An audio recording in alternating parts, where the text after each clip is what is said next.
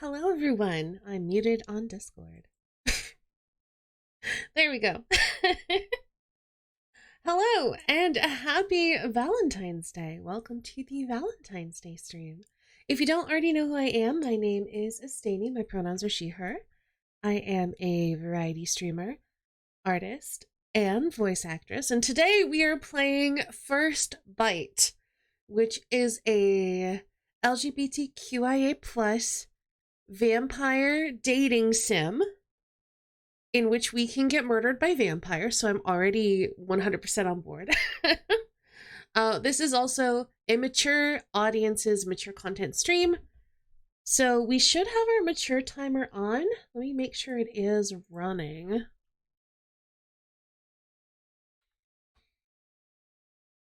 But we do have content warnings for this game, so you can type in !CW in the chat to get a list of our content warnings for First Bite. It's entirely possible that we won't even get to the steamy endings because we'll just die a bunch. We'll find out. Okay, good. Our mature timer is on. Fantastic. Yeah, let me drop our content warnings in chat. So it's rated 18 plus, which is why we are streaming for mature audiences today. Hey, Corey. For strong language, violence, potential player death, blood and gore, optional sexual scenes, which I had friend and fellow Emporian Natalie check out, because I know that Natalie had played this game before on stream, and I wanted to ask, how sexual are the sexual scenes? And they're not too graphic, but we may have to gloss over some of that if we do decide to go down that route. But yeah, just to keep you all, you know, up to date on what we're getting into. Consensual kink, BDSM. There could be some emotional manipulation happening because vampire powers, I assume. I want to get it for myself at some point, but for now I'm excited to watch you play it. I'm excited to have y'all here. I'm always down for hot vampires, as you all know. But yeah, it's currently on Steam. Actually, I'm going to go ahead and put our First Bite command in chat as well. So if you want to check it out, you can check it out on Steam, and they're also releasing a DLC. Actually, is it out yet? They released it today. So it also has DLC, which adds a new hot vampire mommy, it looks like, and also explores your story after you've ended up with one of them, I assume. Like when you've decided, you know what, I'm not going to just be your blood bag, I'll be a vampire too. Hi, Sankard. So if this sounds like it's up your alley, be sure to go wishlist it on Steam. I think it's also on itch.io, so you can go check it out there as well. It's in a lot of places. And I mean, like I said, hot vampires. I think it sells itself. How are you all doing today? Happy Valentine's Day. Hope you all are doing well. I'm gonna fire up this game.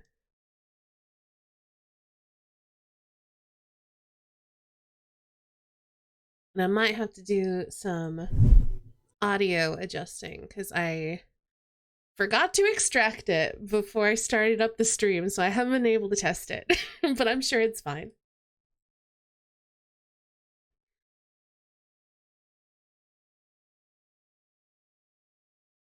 I'm recovering from being out in the cold because it's a lot colder outside than I was expecting. That is kind of surprising. Look, hot vampires. Preferences. I don't know if it has music yet. Let's full screen this. Oh, you can't even see the hot vampires. 1 second. Oh, I'm just keeping them all to myself. That's so rude of me.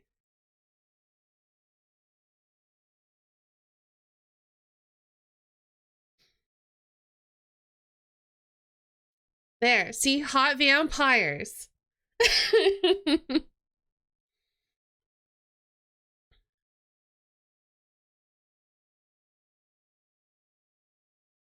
This is probably fine. I have no context for how loud the music's gonna be because I don't hear anything. So let's just start and we'll see what we get into. Hot vampires in your area? Heck yes. All right. So I've already mentioned this. This is also in our content warnings, but warning. First Bite is rated 18 plus for strong language, violence, blood, and gore, optional sex scenes, emotional manipulation, and other content that some players may find disturbing. Player discretion is advised. Oh, wow, that is surprising for California, St. Guard. If a rough start to the day, but feeling better now. Enjoying all the Valentines Corey and Peter have been sending me today. That's cute. I'm happy for that. I'm sorry that you had a rough start to the day, but I'm glad it's getting better. And I'm sure hot vampires will make it even better.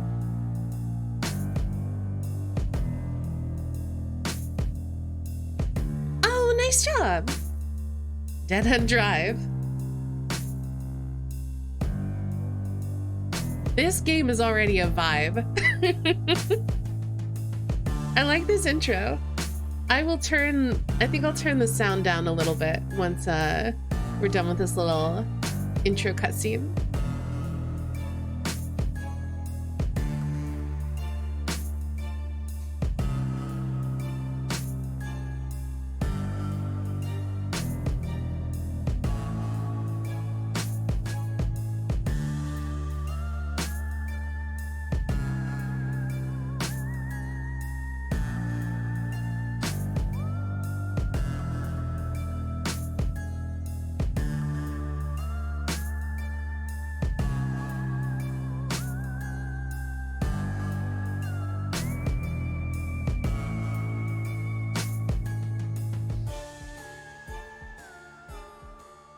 Yeah, I actually follow one of the artists who does the CG art for this game also. Zara does amazing art. I follow them on Twitter. Hey, Mikey. Happy Valentine's Day to my favorite art streamer slash voice of Phoenix Wright. Thank you. Happy Valentine's Day to you too. So I'm gonna go into my preferences real quick because everything's a bit loud.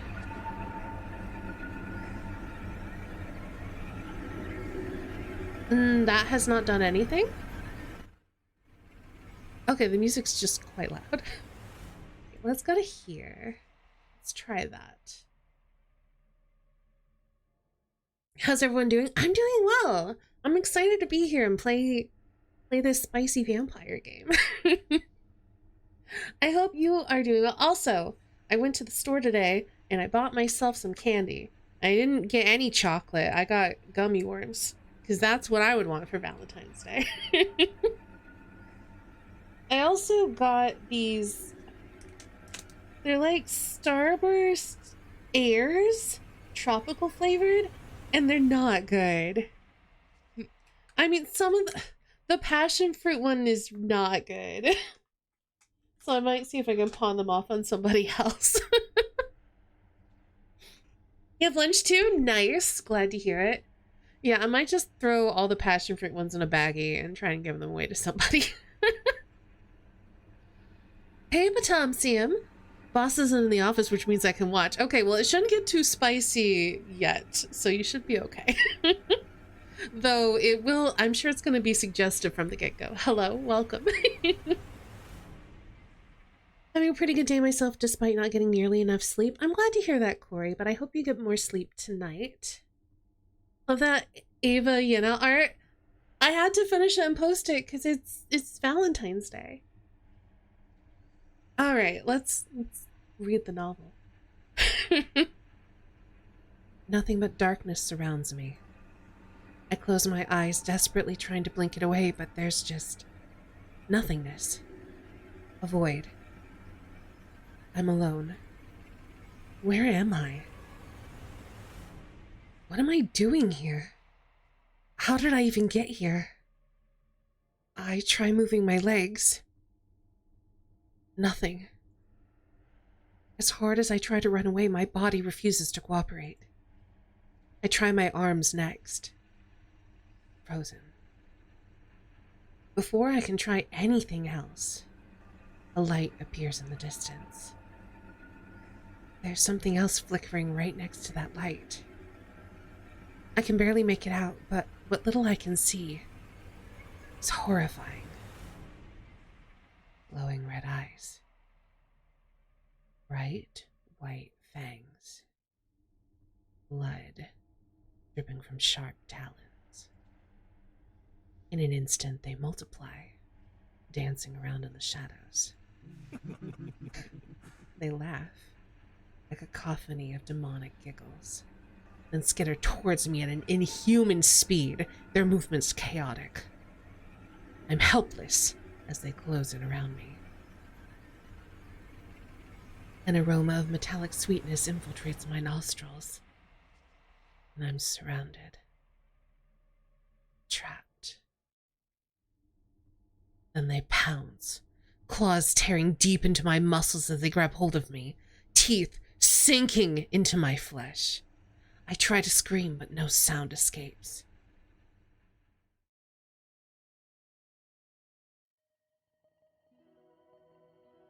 Ah! My eyes jolt open as I wake up in a cold sweat. It was a dream? Oh, it's just a dream. Or closer to a nightmare? Depends on how you feel about being torn apart by vampires, I guess. My heart feels like it's about to burst out of my chest as my mind races over the lingering memory of what I saw. Dream, premonition, same diff. I quickly scan my surroundings to make sure I'm actually in my room. And also alive. Oh look, there's an Arcade Spirits poster. I bet there's a lot of other, like, VN, Easter eggs is not the quite right word, but you know, callbacks too. Like, this definitely looks like a VN. I don't think I've read it. Cameos, sure, let's go with that. But yeah, these look like they're all VN posters.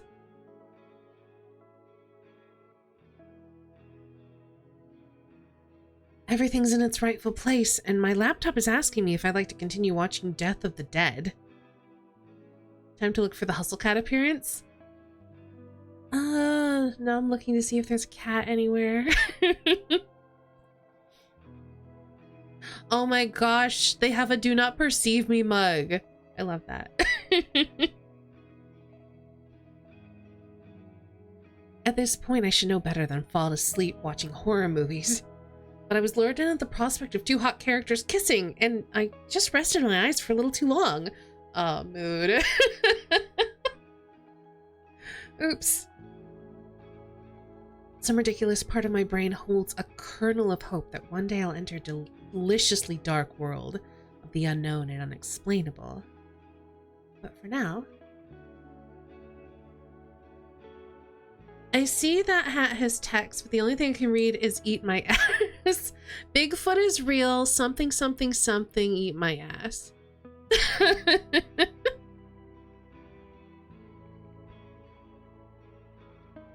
I'm stuck here. Even my dreams won't let me near what I want. And now that these thoughts are once again racing through my mind, I know it's absolutely fruitless to try to fall back asleep. But I try nonetheless.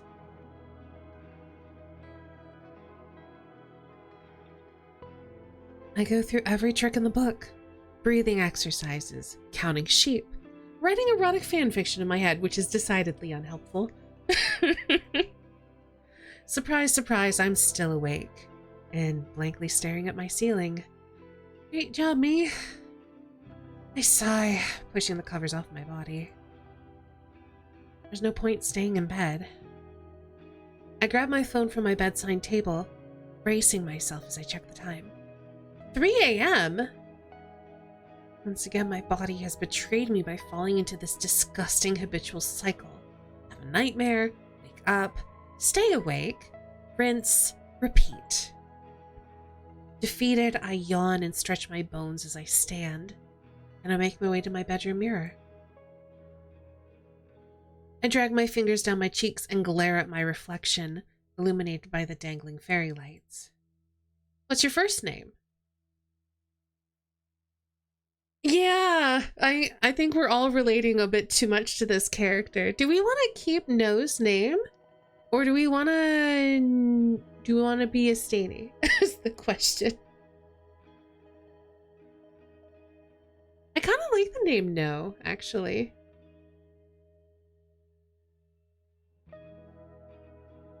How do we feel about the name?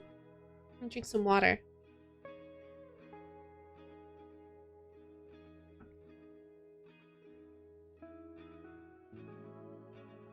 Is it No or is it supposed to be Noe? I'm gonna go with No. Amsil. Apparently we are No Amsil. That's not a bad name. Pronouns. We get to pick our pronouns! Who knows? I'm gonna go with she, her, but I love a game that lets you pick pronouns. It's a little too bad that you can't have like mixed pronouns like she, they, he, they, that sort of thing, but it would probably be too hard to code. Eye color. Well, I'm just gonna go with my own eye color. I take a deep breath. I am No Amsil, and I'm going to have a good night. If only my therapist could see me now. I don't think that there's any VO for the main character, so I assume it's limitations of coding. This game was made in Ren'Py, which is... I don't know if popular is the right word, but it's pretty commonly used program for making visual novels and dating sims.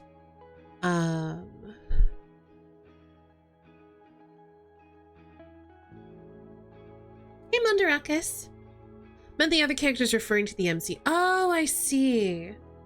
You know what? That's fair. I didn't even think of that. I don't know if all those lines are voiced or not. We'll find out. A positive affirmation to start my... Wait. Is it night? Morning? The time between times? How's today for you all? My day's going pretty good. I went to the grocery store. I bought groceries and a treat. And I've been kind of chilling today and getting set up for today's stream. How are you doing, Mundarakis? I hope you're doing well.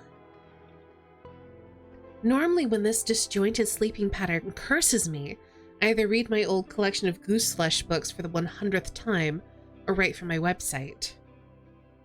The singularly most interesting thing about me is that I have cradled and nurtured a cryptid blog to a nice level of internet fame. Ghosted, oh my goodness, I love them, is my main source of serotonin and started out as a tiny forum, an avenue to find and cultivate friendships with those that love the strange and unusual as much as I do. It still serves the same purpose now, but on a larger scale.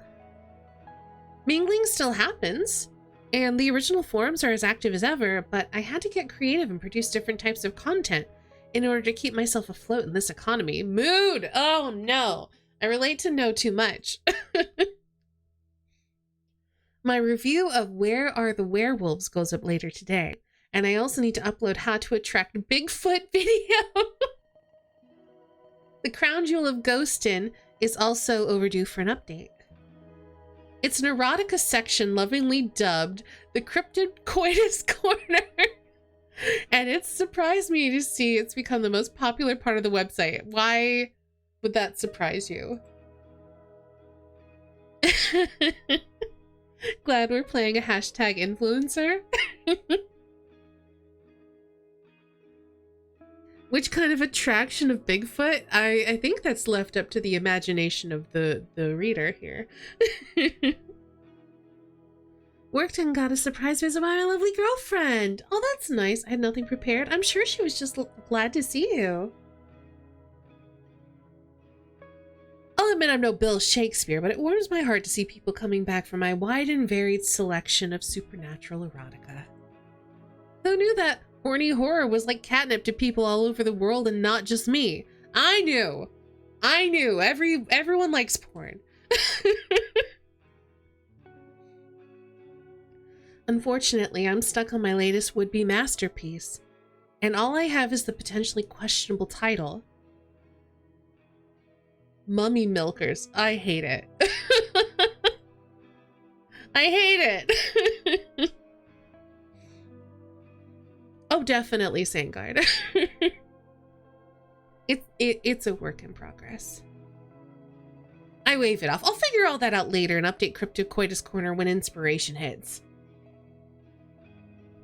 I lazily scan my room, trying to hit that motivational jackpot when I pause on my window. The moon is full and bright against a starless sky, an excellent setting for some ominous entertainment.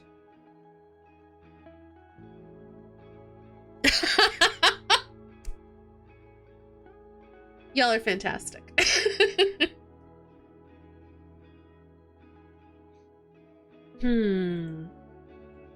Maybe I need to get out, go for a walk, see what early morning Portland offers me. There's enough weirdness happening during the day in the city, so I'm sure something's bled over into the twilight hours. With my mind made up, I mosey over to my closet. What does one wear for a witching hour stroll? Oh gosh, I want to combine these two. I want to be in all black, but also dressed to the nines. Like a goth celebrity. Yeah, I think I'm gonna just go dressed to the nines and we're just going to assume that it's all black.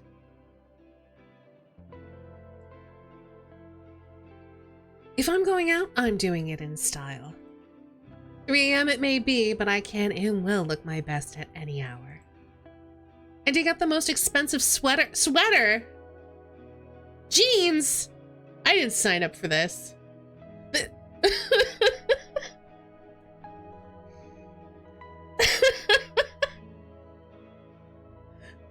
I want to go back. This is not the nights.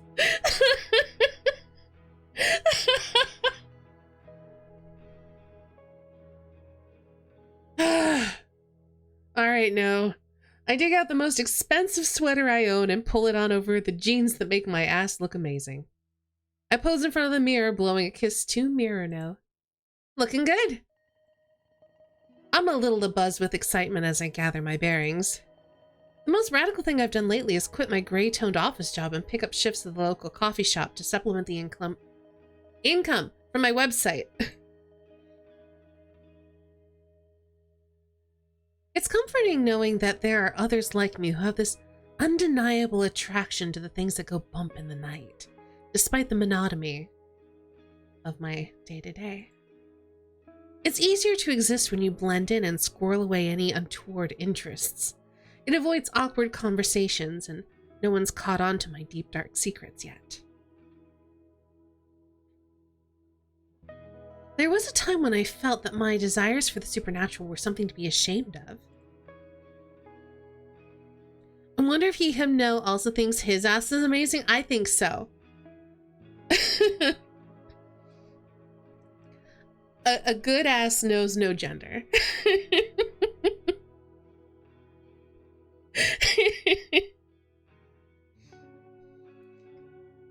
And, well, maybe they are in polite society, but after I spend too many brain-rotting hours in an office cubicle, I decided I would lean into the delusion to bring some color back into my life.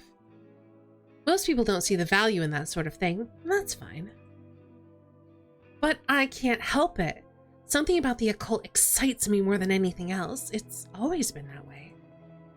I gave up trying to fight it a long time ago. I shake the thoughts from my head. It's no use thinking about that now. I have some inspiration to look for. I grab my phone, my wallet, and my house keys from my desk, and give my room a once-over, making sure I'm not forgetting anything. Then, with a final flash of some finger guns to my reflection in the mirror, I'm out. Oh my god, we're bi. We're canonically bi.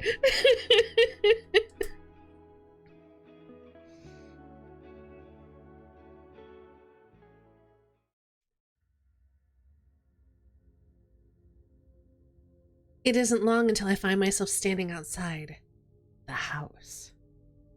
6969 Dead End Drive. Nice. It's creepy and old, and no one actually knows who owns it, and right now it's luring me in. Normally I pass by on my walk to the coffee shop, and during the day gave it no more than a fleeting thought. Maybe it's the desperation for a crumb of inspiration, but tonight I'm intrigued. For years I thought it was totally abandoned, the windows all covered with what looked like scraps of newspaper. But what gives me pause is the front yard. It's too well kept. Those bushes don't tend to themselves.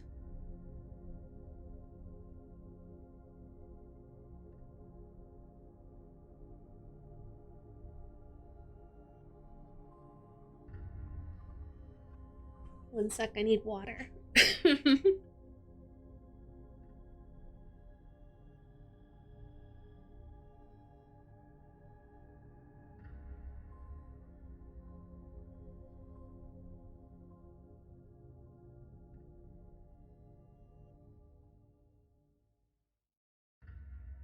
All right.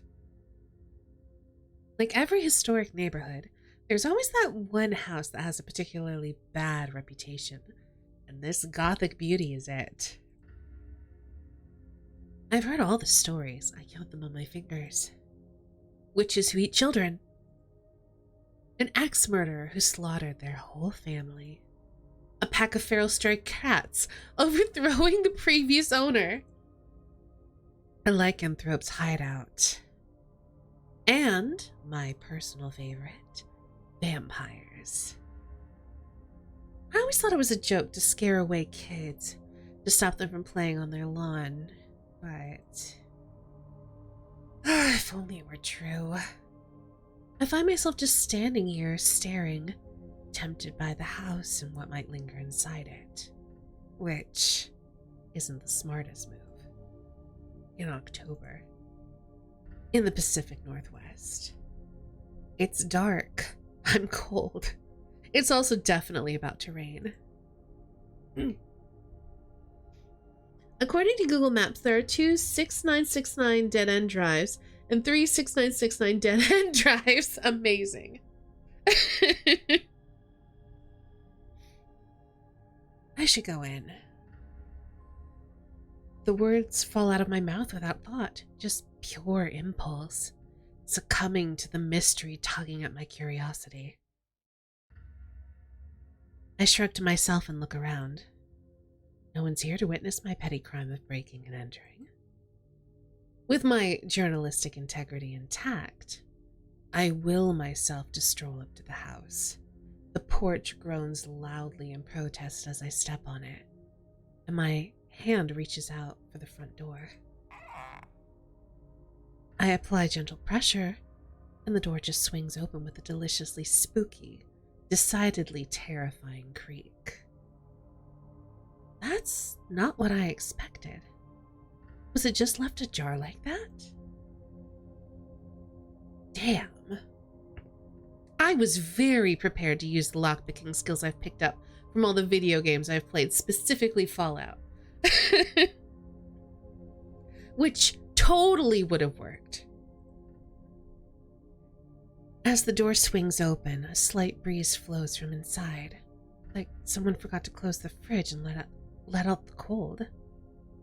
How many bobby pins did you bring? I'm like 7. You don't need more than that. I shiver against it. And then finally, I hesitate. Should I really be adding trespasser to my resume? Am I actually doing this?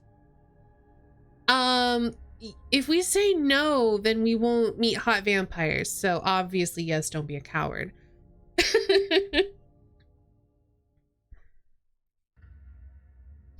What my therapist say? She told me it would be a good idea for me to say yes to more things in my life. This is almost certainly what she was talking about. Also, we're in a dating sim. This isn't the time to be a coward. Agreed. Listen, we're either going to die a horrible death or we're going to bang a hot vampire. Either way, we're going to have a good time. Jealous that No has money for a therapist. I know, right? Listen, No, you go into this house and you do it right now. Why not both? I guess both are an option. Think of the possibilities. And if there are no corporeal beings, hopefully there will be a hot ghost that won't make me want to shit my pants. I push the door open a little more and squeeze inside. It's now or never.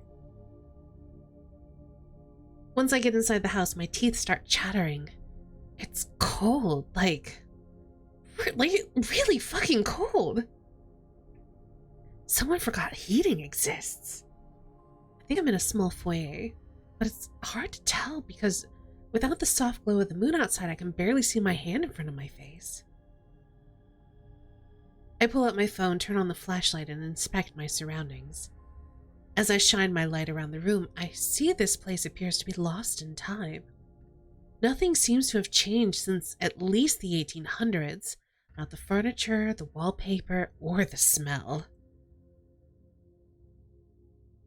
I inhale deeply and catch the scent of something pungent and putrescine? I'm familiar with putrescent, but not putrescine. Interesting. Hidden deep within the normal old house musk. Unpleasant as it is, it's an aroma that intrigues the rest of my senses, beckoning me to find the rest of the secrets packed within these walls. At the end of the hall, I see light sneaking through the crack of a half-open door. Whoever's here, if anyone at all, must be in there. I hold my breath as I listen intently for clues, and sure enough, there are signs of life I craved. I hear what sounds like muffled conversation, and then a very clear, "Fuck you!" I raise an eyebrow. Now this is something worth investigating. As I take another step, the floorboards creak loudly under my feet. Shit! I pause, silent as a grave, as still as a statue, and pray those muffled voices didn't hear me. There's a tense moment before the voices continue, and I release the breath I was holding. I pass the stealth check. Gamer nerd! Maybe. Continuing to sneak along the dark corridor, I creep closer and closer to the illuminated room. Then I'm right outside the cracked door with my back against the wall. Now that I'm closer, I can hear them more clearly. Three distinctly different dulcet tones echo into the hallway. Do you smell that? They smell me. Everything goes deathly silent. Then... It smells like human in here. I freeze instantly. There it is again. I keep telling you, it's your dirty cups piled in the sink. You're just as shit at doing dishes as you are playing cards. At least when he sucks at cards, there's a chance he'll have to take his clothes off.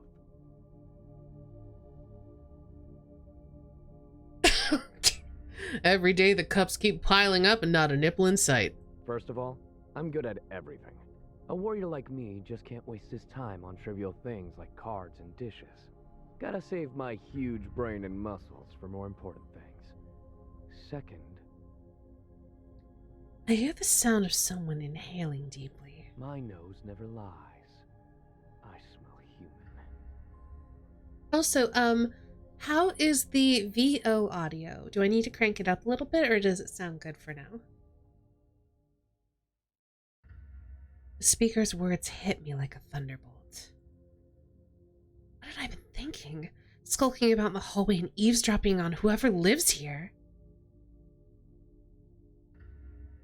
Okay, we'll wait until they're right in our face and let me know if I need to turn it up a little bit once they're actually here. Could be a troop of axe murderers for all I know. Oh, honey. Have we already forgotten the time your nose led us straight into that werewolf house party? Somehow, despite the growing panic in my chest, the phrase werewolf house party makes me snort. I cover my mouth on my hand immediately as though it might somehow take it back, but it's too late. Well, well, well. We might have company after all. Go on. Show yourself. I can't describe the feeling, but it's like I'm being compelled to step in from the darkness and into the light. My feet propel me forward of their own accord, carrying me around the corner as I resign myself to the fact that I've been caught. What I see when I enter the room jolts me right out of my numbness into a state of shock.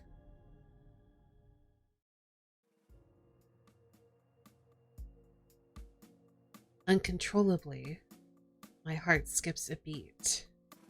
Look at this art!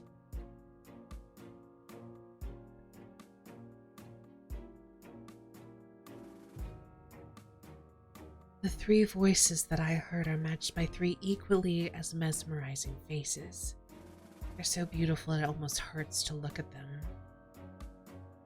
Yeah, so this is the artist that I follow on Twitter, and they make amazing art. Hey, Globula. And by the look of their slightly perturbed and yet also slightly intrigued expressions, I've clearly interrupted something. Using my big galaxy brain, I'm such a fucking nerd, I survey the situation and decide my next move. There's a mess of playing cards and glasses of red wine strewn across the table in front of them.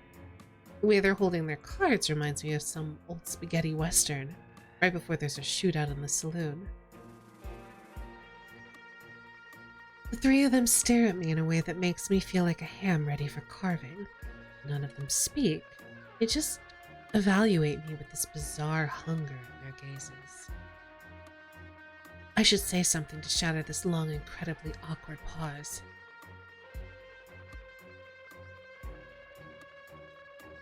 These are all bad options. I do not want to say howdy. No. I want to be suave and say, care to deal a girl in? But that's not an option because we are a fucking nerd. I don't want to say it. No. I have vetoed howdy. I appear to be lost in my vampires.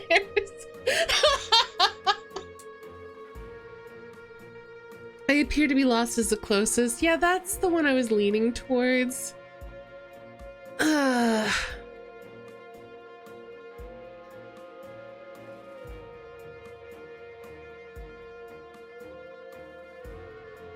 So, I appear to be lost.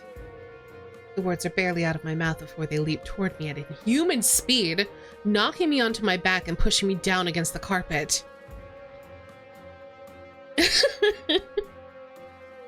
The breath leaves my lungs and my hands burn as bare skin and textile collide.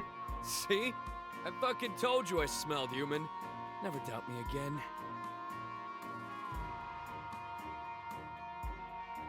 I think that's her talking. Oh, I think the color here refers to their eye color. No treat for you just for getting it right, Elias. Assuming we all want to call dibs, should we rock, paper, scissors for her? Dibs? Really, Laurel? Can't we just share? We haven't done that in a while. No, Valeria. As the oldest, smartest, and hottest, The human is mine by right. I feel like a piece of furniture out for auction at a swap meet. Please, please, there's enough of me to go around. Corey. I thought his nipples were supposed to be out of sight. Maybe they mean in the 70s sense of out of sight. As in excellent. Very fashionable. Am I into that? I'm completely mesmerized by every hand movement, every turn of their lips, every glance in my direction as they bicker. My heart races, and I can feel myself getting unnaturally hot despite the freezing temperature of the house. Don't be greedy, Illy. Think of all the fun we could have. That's all it is for you. Fun. You two enjoy those pre-packaged little blood bags. But a hunter like me needs to feed. My fangs haven't pierced flesh in so long. The biggest one has me pinned to the floor. But despite their threatening words, they don't exactly seem intent on killing me right this second. Even lying prone on the ground, whatever. I was gonna say technically we're supine because we're on our back, but whatever. Proper medical terminology, not relevant here. The first thing I notice is their teeth, or rather the deadly points of their canines. Their skin doesn't have the same plumpness or glow that mine has, almost like their capillaries forgot how to refill with blood. And the mirrors behind them has no reflection. No. This cannot be happening. Can it? There's no way they're actually vampires! The word crashes out and they turn to me, hungry, unforgiving, feral. The one they called Valeria grabs hold of my chin with a delicate hand, but there's nothing delicate about the way she holds me. Looks like we have a fan on our hands. It looks like we do. Her dark brows are pinched when she leans closer, her head tilted like she's sizing me up. You interrupted us, kitten. And Ilias here was just about to take his shirt off. Taking your shirt off is for losers. And I was clearly winning. Winning? I'm afraid. Laurel, let him dream. I don't have to dream about winning. Winning is all I do. Look at these muscles. My face, these cards. Oh, he can still do that. I'm not bothered. Oh, Corey. I'm enjoying watching you try to flirt with the vampires through Twitch chat. The trio continues to bicker amongst themselves. I just lie here watching. Vampires are just myths. Monsters made up by confused historians and then embellished by storytellers, seeking to make us feel something. There has to be a simple explanation for these three, but now is not the time to get myself worked up in my own little fantasies. Oh no, honey, no. This is exactly the time to get all worked up. It's probably just some sort of kinky vampire LARP event. Cosplayers who lift or something. And I'm usually so on top of these gatherings. Costuming and props are serious. Movie magic fangs. Even the red wine in their glasses looks like real blood. Hey Manimosi, welcome on in. We've just been caught by some very hot vampires. Twitch will have already warned you, but this is a mature audience's stream. We do have content warnings for today's game, which I'm going to go ahead and post here in chat. And thank you so much for giving Manimosi a shout out. You're playing Hogwarts, I see.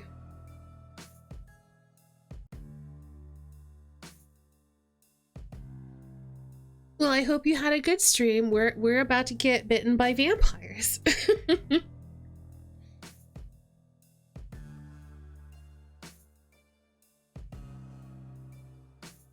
Red wine and blood look very different when in a glass, though. That's true. Obligatory. Fuck turfs. Turfs suck.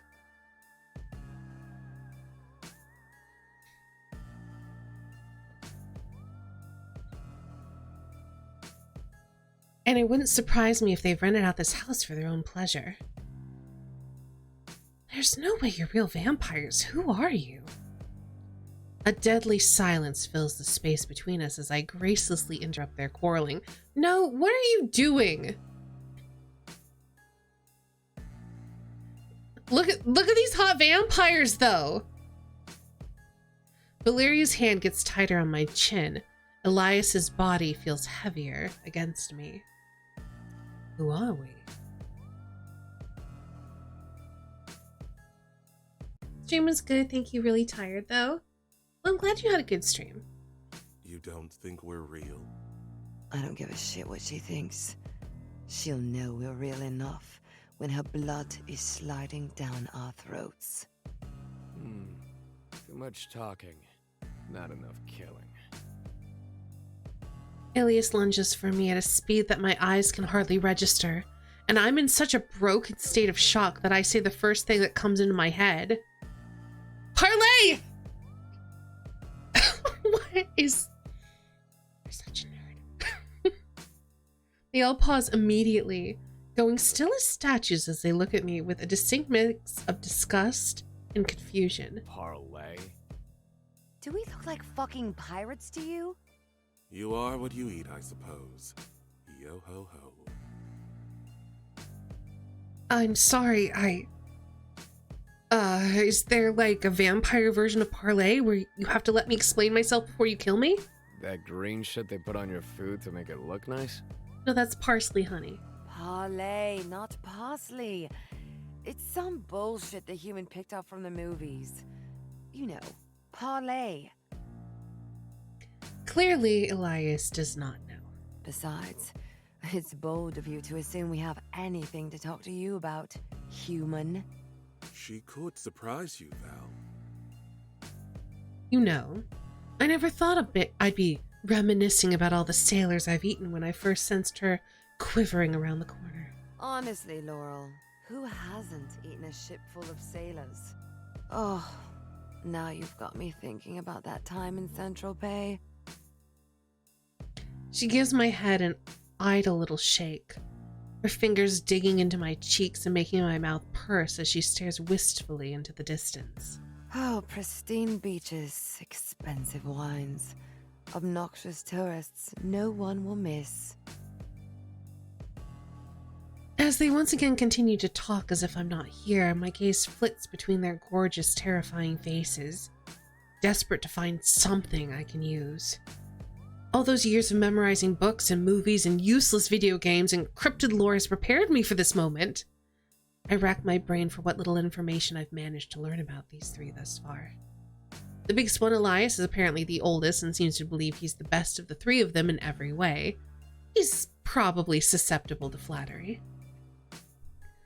Valeria, the most petite of the trio, seems to have a penchant for luxury, if the glazed look in her eyes when she mentions Saint-Tropez is anything to go by. And finally, Laurel, the hardest to read of the three, gives me the distinct impression that they might be open to being entertained. I won't have much time to try whatever it is I'm going to do, so I better choose a vampire fast and just go for it. So I'm gonna go for Valeria because I'm gay. And she's hot. So I'm gonna go for hot lady vampire.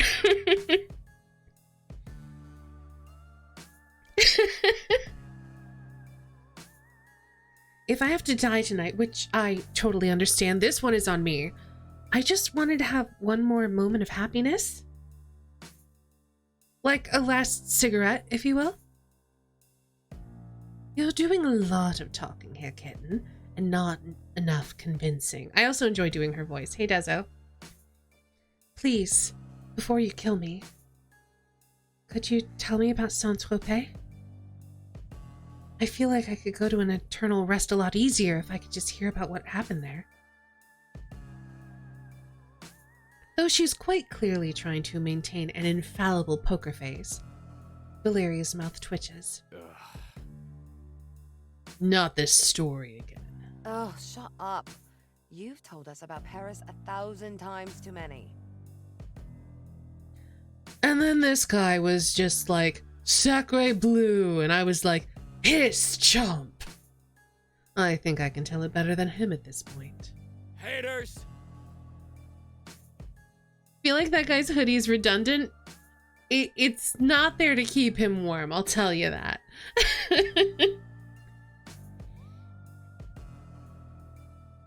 It really doesn't take much to get these three going, does it? They bicker like a supernatural married couple. Thruple. Valeria finally turns her gaze back to me, interest shining in those terrifying red eyes. I'd be happy to tell you about Saint-Tropez if it will spare your soul the torment. We wouldn't want you haunting us. Valeria runs a hand through her hair, her lashes fluttering as she sighs dramatically, clearly readying herself to tell the tale. The half voiceover is a bit strange. I mean, I assume they just didn't have the budget to fully voice it. Her voice even gets a little louder when she next speaks. You'd think she was addressing a stadium rather than just one human. Oh, the thing about Saint-Tropez at the height of summer is that everyone is rich and beautiful and drunk. The parties were magnificent, and plucking off those insufferable wretches one by one was as simple as stealing candy from a child. Valeria sighs again, wistfully this time, and Laura and Elias share a wounded look. I can still taste the Dom Perignon and Le Maire on the tip of my tongue if I try hard enough. Rich people just taste better, like debilitating insecurity and tax evasion. Look what you did, human. I'm gonna be here all night at this rate. My plan is working perfectly then, Elias. A lot of visual novel style games seem to only voice certain lines, to be fair. Again, I assume that is because of budgetary constraints. It's very unusual to find a fully voiced VO, or visual novel, VN. Fully VO'd VN. Do you fucking mind? My ravishing sybaritic Val. I'm afraid Illy might have a point. You too. Can't a vampire reminisce about a little mass murder around here without you two huffing and puffing? Ugh. She stomps her foot, a little bratty, a little endearing, and the pout that forms on her shiny lips is more than impressive. Ugh, you've ruined it. I can't be bothered. Let's just kill the human and get back to stripping Ilias of his dignity. Oh, Ilias, not Elias. Okay, Ilias. Hey! Then they're all staring at me again. Suddenly, all I'm thinking about is shredding your throat like barbecue. So talk fast.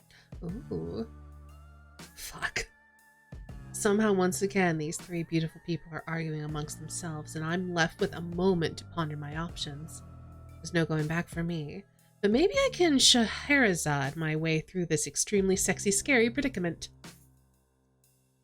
It's clear to me we'll never settle on who gets to eat me if we continue on like this. You're all too sexy and cool and clever. And I suppose you have our answer, do you? Again, wasting time talking when we could be feeding. Now, Illy. How often do we get entertainment of this caliber delivered to our doorstep? I want to see what cute little scheme she's got in her pocket. The massive vampire actually pouts. It actually hurts to be this bored, you know? I suppose we can hear her suggestion before we tear her apart. Talk fast, human. I can only keep these two away from your throat for so long. Okay. Well, I was thinking maybe I could ask the three of you a couple of questions, you know, for me to get to know each of you a little better. That way we can see who's the best fit to eat me. You're holding Illy and I back for a fucking job interview. I haven't had a job in... He frowns, his eyes squinting, mouth opening and closing. He seems to be thinking particularly hard about something. He raises his hand and looks to be counting his fingers, but gives up after a few moments. A long fucking time. And I'll be damned if I start now. Laurel inhales and exhales quietly. A hint of a smile in those perfect purple lips. Absolute treasures, aren't they? Keep talking. If they really are the creatures of the night they claim to be, I'd better continue to think fast. I've survived thus far on wit alone, and I can't let it fail me now. Maybe confidence is key here. Maybe I can throw them off.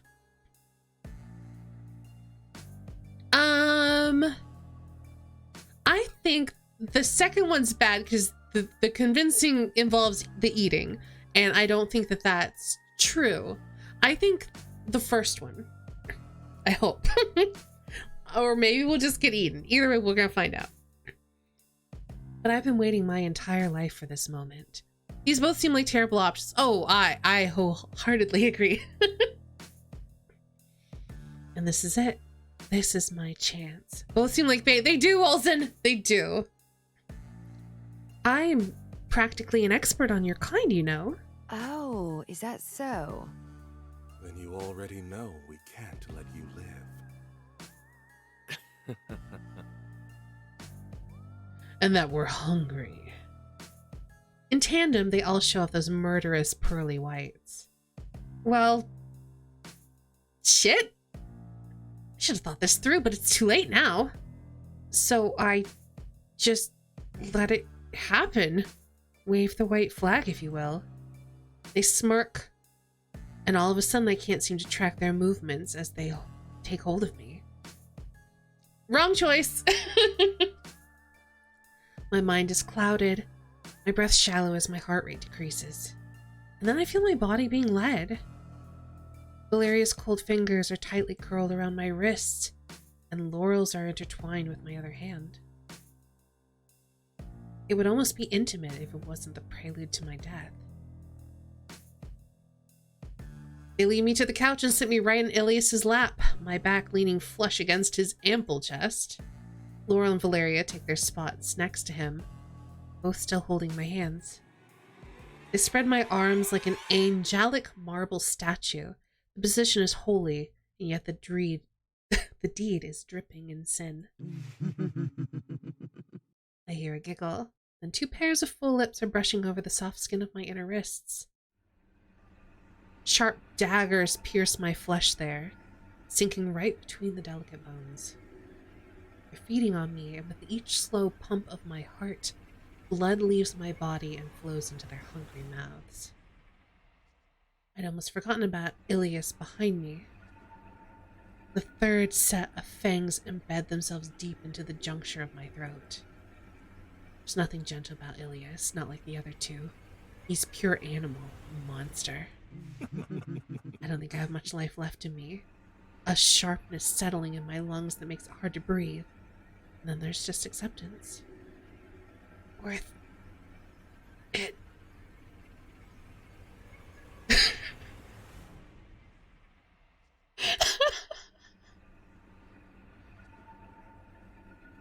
I close my eyes and let the darkness take me.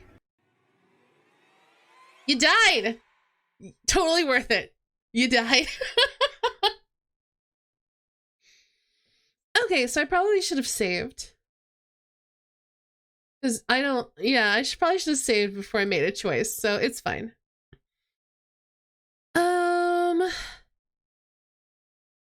We're gonna skip. Oh.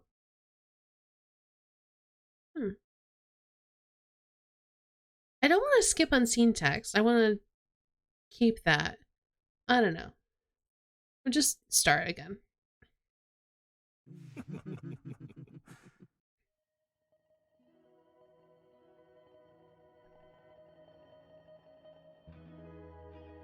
Alright, we're gonna be she, her again. Hey, we get to pick a different outfit this time. Green eyes. So let's go with all black like my soul this time. I'll be as dark as the night that surrounds me. I find my favorite band shirt crumpled on the ground and give it a customary sniff to make sure it's clean before slipping it on. I pair it with my favorite black jeans and boots and I'm good to go. Sure, that's fine. Don't be a coward. Appear to be lost. It's probably fine. We're still gonna go about with Valeria. All right, we're gonna save right here. At least the skipping is fast. Have a good night, Manimosi. Skipping after choices allows you to keep skipping easily until we hit new text. Oh, I see. Okay. Well, here, now we have some new text, so we should be good for a bit. I stand my ground. Surely I can easily play their game and win them over with compliments. There's just no way you're not LARPers. Silly, sexy LARPers. I smirk at them, trying my best to make sure it doesn't shake nervously at the edges. Have to drive at least 30 minutes home. Seems like I'll miss the meat of the stream. I mean, I think that we'll still be going. You're just gonna miss the beginning bits. Calling it now the band t-shirt saves you, it might. But yeah, I think they said that this game takes about 4 hours to play. So, and we're obviously reading it all out, so it's gonna extend the length a little bit. So yeah, we should have time. We should still be going when you get home. So, have a good drive home, Potomsium. Either way, I guess it doesn't matter. Laurel exhales a lilting laugh. Que sera. Certainly an interesting credo to live by. And die by. You really are quite bold for a blood bag, aren't you? I admire your tenacity, I suppose. We'll indulge you, but this is truly your last chance. Ilias, clearly on a different page than Laurel and Valeria entirely, flexes his big, beefy arm. I just can't believe you think that humans could ever have muscles like mine. Valeria narrows her eyes at me as Ilias palms his fist. He looks pretty keen on ripping me to shreds. Illy, not yet. A moment of raw tension passes. This better be as fun as you seem to think it will be, Laurel. I can think of a million better ways to spend my time. Twitter, for example. Laurel pointedly ignores her. Tell me, what exactly drove you to fling yourself into this pit of vipers, human? I like that this VN has a lot of choices. I've come across several VNs that, despite being listed as games had no player interaction and were just books in a slideshow format. I mean, it's a... I see what you mean, Olsen, and I definitely prefer playing visual novels / dating sims that give you choices and the choices actually matter. But some visual novels are literally just that, visual novels. Ilias grumbles. God, it's so boring when you play Puppet Master. I'm over it. Enough talking. I'm taking what's mine. A look passes over Valeria's face like she's suddenly reconsidering things. Oh. You suddenly don't want to hunt her now, Illy? Ilias grumbles again. Come on. She's just standing here like we owe her something. A hunt can take many forms, Ilias. Even that of light chit-chat. Ilias throws them both a look of open disgust, with his sigh but his sigh sounds a lot like defeat, however temporary that may be. Ugh. Shouldn't be advertised as games. Yeah, I agree. They're less games. They're just novels at that point. Hi, Ace Bunny. I'll make it fun for you, Illy. If I don't, I'll finally bring that pretty little clerk home for dinner. I'll even let you have the first bite. The beefy vampire remains unconvinced. You don't make it easy, do you? Let's bring out the big guns, shall we? And here I was saving this treat for a special occasion. Ilias perks up a bit at that. Humor me, and I'll hand over that extra special, super rare Wagelad spread from the 1992 Party Down edition of Glow Rods Weekly. That does it. The one with the, Yes. and the... Yes. Oh, gosh. I even had it laminated to guard against your... Fine, human. Check this shit out. Yes, we're doing Vampline Day special. You've heard of Interview with a Vampire, but what about Date with a Vampire? Yeah, seems that way. Ilias straight up flexes, showing me his delts, biceps, triceps, and a multitude of muscles that I can't even name.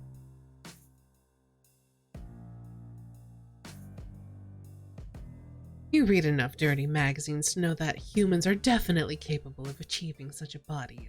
I'll also take the liberty to remind you that you had those muscles when you were alive.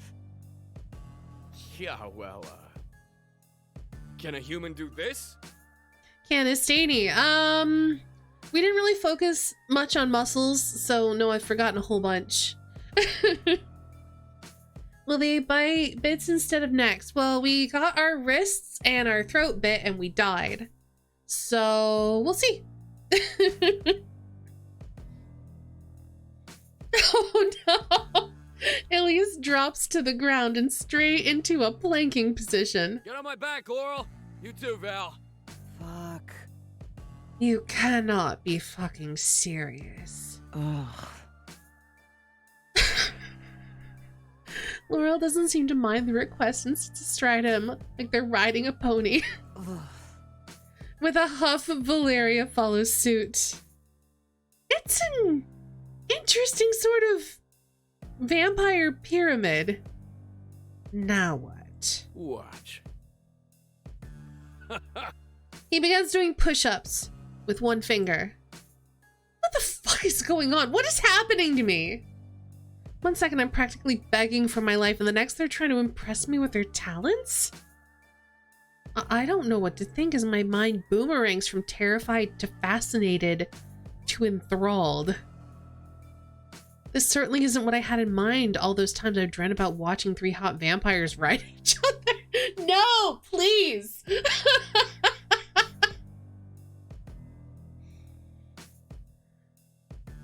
I'd be lying if I said this was exactly what I expected. I'm sorry to tell you that everything you've learned from your insipid modern media is likely wrong.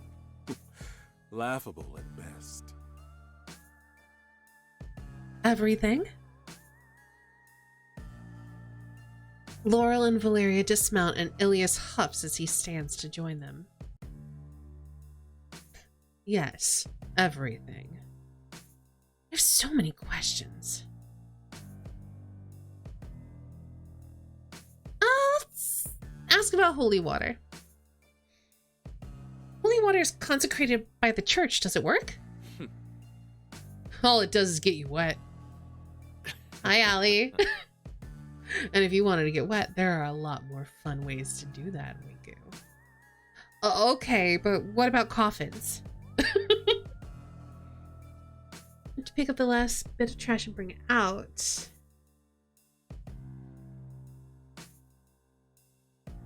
A night out call 7 a.m. sleep time, that's fair. Yeah, hey Gibbo. I'm gonna drop content warnings here in chat for anyone who missed them. This is an incredibly suggestive game.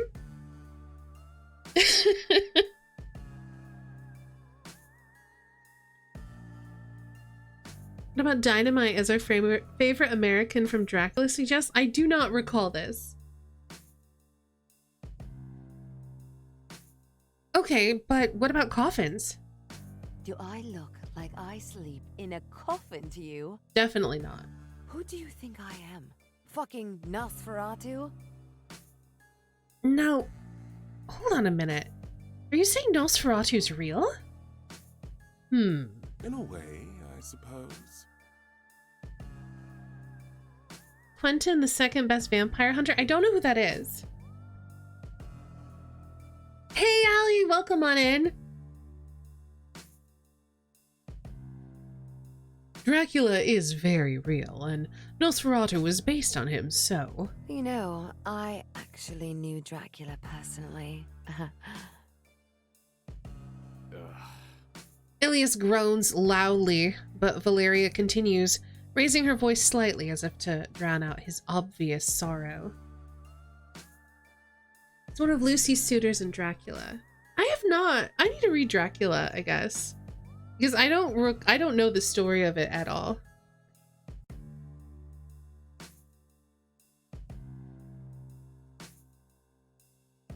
Vampires might not age, but the way that Laurel and Ilias seem to wither at the prospect of listening to her tell another story seems to sap a few centuries off their infinite lifespan. Oh, it was all very exciting at first, the whole King of Darkness thing. But then you come to realize that he's far too invested in the wrong kind of impaling. Ah, such a waste. Wait. You had sex with Dracula? Oh, well, of course I fucked him. I'm not stupid. Oh, he's 6'7" and built like a god. I'm just saying, it's unfortunate that he showed more interest in skewering his enemies than me. And I'm not going to beg any man, Dracula or not, to pay me attention. Yeah, that's fair. My mind is officially blown. Okay. Now I have to ask, what exactly is the difference between vampire sex and human sex? Oh, you poor creature. You have no idea. It's better than your inadequate human mind could ever possibly imagine. We can physically see lust spiraling off of bodies like smoky tendrils can taste the pheromones that linger on the tip of gasping tongues. Damn, okay. We can smell every bead of sweat and other things, a plethora of aromas. Sweet, salty, and inviting. It rules! Okay, Elias. My heart starts racing and then... Hang on. Why the fuck are we still talking to our dinner? Dinner? Yes, that would be you. Sans a good garnish. I am known to be pretty tasty. Ugh. My urge to kill it is dissipating. This human has no sense of self-preservation. It's no fun if you're not scared. It really has been too long since I had a good, hot, fresh meal. I wonder why Laurel has seemingly fewer voice lines. I'm not sure.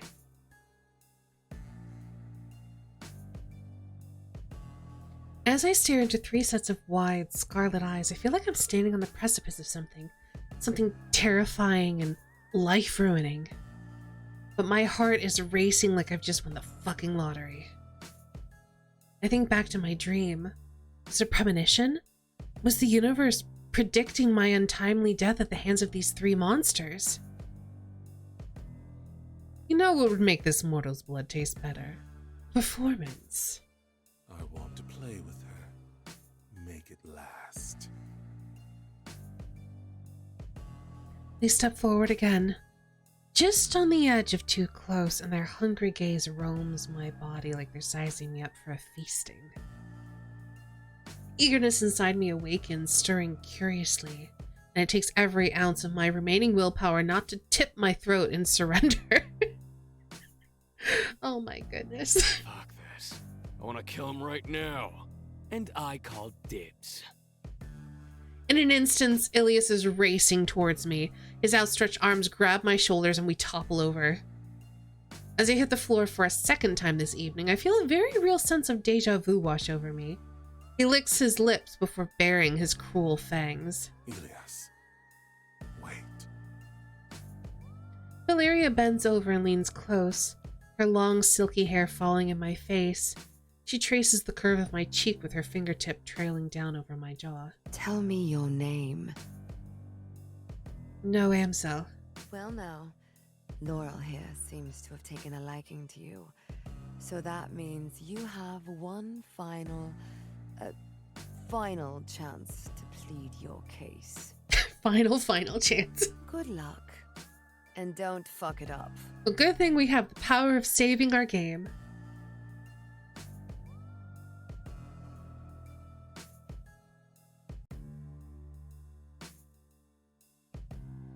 You're probably wondering how I ended up here.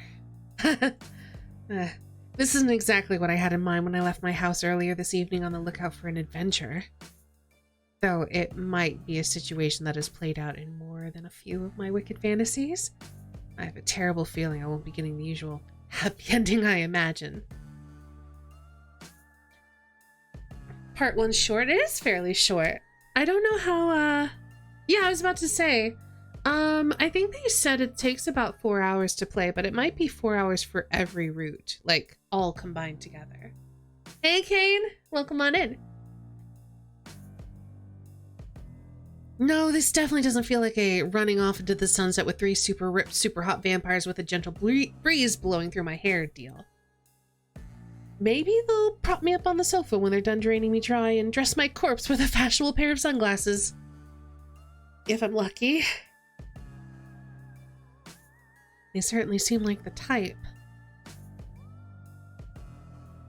Yeah, I don't know. We'll have to see. Focus now. Ilias, who still has me pinned to the floor, is staring at me, a frown pinching his brow. And I wonder if maybe he can hear some of the weird shit currently swirling around in my brain. Valeria, still hovering close enough that I can smell her sweet perfume, grows more menacing by the second, and Laurel, quiet, contemplative, terrifying Laurel, is wearing a smirk that could kill you from 100 yards away. They're leaning against the wall, watching the whole thing go down from a safe distance. It could be worse. Maybe. If they want me to tell them why they shouldn't just kill me here and now, I'd better put my back into it. As a writer, I'm notoriously good at bullshitting, or as Ghostin user Mustardfucker 69420 commented, presenting a fantasy that has people desperate for more. I need to figure out how to convince them not to rip open my throat and suck my life away. And if I fail, honestly, it wouldn't be that bad either. I'd go out in service of something I love. And then I have a light bulb moment. A fucking terrible, ill-advised, monumentally stupid light bulb moment. Wait. Ilias and Valeria pull back quickly as if struck, their heads tipping to the side in the same way a dog would if you shook a treat box. They are incredibly attractive. Laurel just huffs a laugh, but it doesn't look like they plan on stopping me from further pleading my case. I have to wonder if these three ever managed to have a fresh meal.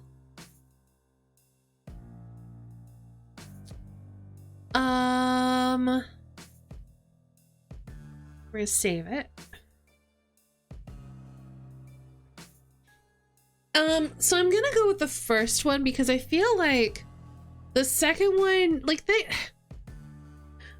know how to hide a body, right? They've been doing this for hundreds of years. I guess the only thing, like, if you kill me, people will find you because I've blogged about coming here, then maybe. But I have to feel like if they've been vampires for hundreds of years, they know how to cover up a murder.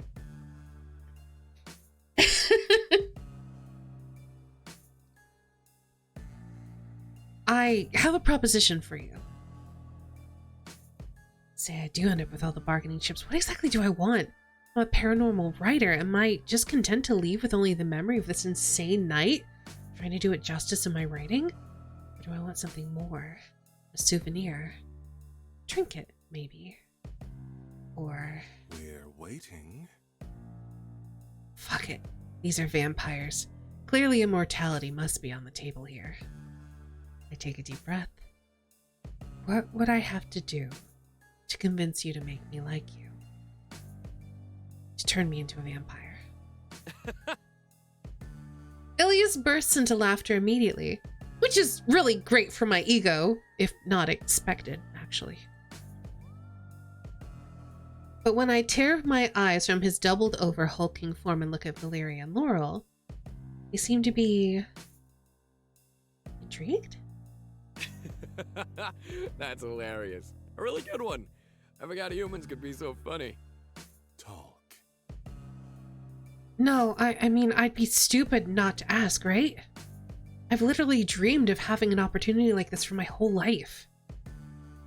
Can you blame me for taking the risk? You're still gonna kill me regardless, I think. Valeria shrugs and looks at Laurel. The human isn't wrong. Ilias snaps his head from side to side quickly, looking between his two comrades like they just grew horns. Wait, are you actually pausing right now? Why aren't we chowing down? Ugh. Shush, Illy. So if you really want this, convince us. My mouth falls open, then closes. Open.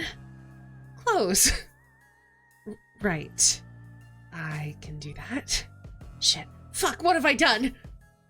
I feel Ilias's grip on my shoulders loosen as he swings his leg over to stop straddling me.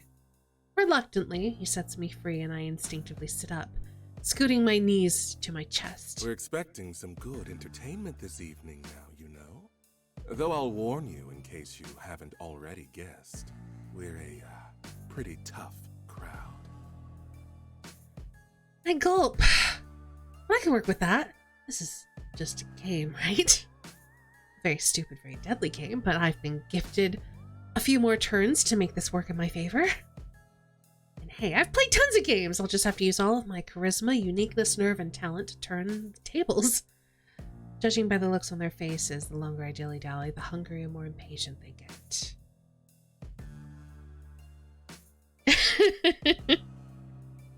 And, like I already said, and like they've already confirmed, the odds of me walking out of here alive are virtually non-existent. That's more than fair. I pause, letting the words hang in the air. Knowing I now have the full attention of the vampires, I use my next turn to stand up and brush myself off, making sure my stance is as confident as I can muster. They don't need to know I'm metaphorically shitting myself, despite probably being able to hear my heart screaming in my chest. Every day we come across a human who lacks fear when staring death in the face. So, enlighten us. Well, firstly, you're all really fucking hot. Valeria rolls her eyes so hard I think they might fall out of her skull. Okay. Stating the obvious, kitten. What I mean is vampires are brilliant, fascinating creatures that, until tonight, I thought weren't fact but fiction. I've studied you, written about you. Why would I be afraid to die when it's literally my Freudian death wish dream fulfillment come to life? It's not as pretty as you seem to think. There's a lot of blood. Like a ton. A whole body's worth. Oh, it's especially messy when Illy is involved. It doesn't count if you don't get blood everywhere. He points at Valeria, and the look she gives him makes me think she might bite his finger off. Plus, you're not even half as delicate as you think you are. You get sloppy too. She turns her nose up at him. I don't know what you're talking about. Illy is right. Remember that couple in Trinidad? Ugh. I do not. She clearly does. I remember walking in on the three of you. It was a complete bloodbath. I'll never forget your face. Don't make me make you forget my face. As I listen to them talk about their past indiscretions, the idea of joining them on a raucous blood-fueled vacation sounds deliciously tempting. I muster up as much willpower as I can to keep my voice steady. I'm serious about what I said. I want you to turn me. I feel 3 sets of eyes narrowing in all on my vital spots. Laura looks me over like a hamster in a cage. Illy, Val, you are always commenting on your woefully ceaseless boredom. Maybe no can liven things up around here. They smile at me, and despite it reaching their pretty eyes, it still doesn't quite stick. I am exceptionally good at making life interesting, if I do say so myself. I can teach you things like gaming, internet shopping, how not to act on Twitter. We might be old, but we're not stuck in the Victorian times. Oh, maybe you can fix my computer? It's doing that thing that it always does. We can talk about your spectacular ability to infect every device we own with porn malware some other time, Elias. But for now, our attention should be on why No wants to become one of us. What? Ugh. Hush. With a wave of her hand, I feel my words die on my tongue. You think it's something we can easily do? Just turn you. Like how humans adopt a puppy? Well, it's not that hard. Illy, that's not the point. None of us chose this life. It's not all amazing Saxon free meals. It's not? What Valeria means is that it isn't as glamorous as I assume you believe it to be. Valeria steps towards me, closing the distance between us. She takes my chin between her forefinger and thumb, making sure I have no choice but to look at her. Why should we even bother letting you continue to waste our precious time now? Oh, entertaining you and your little idea was fun for a second. But I get bored so very easily, and Illy's tummy is going to start growling soon. She leans closer again, her lips brushing my ear. You won't like him when he's hungry. Hey, I'm always hungry. Okay, time to save. I want to be strong, I want to protect people, I want to be young and beautiful forever, or I want to mess with people. So, I feel like this is the Ilias answer, this is the Laurel answer, and this is the Valeria answer, and this is the you're gonna get eaten answer, possibly? So let's do vanity, let's go.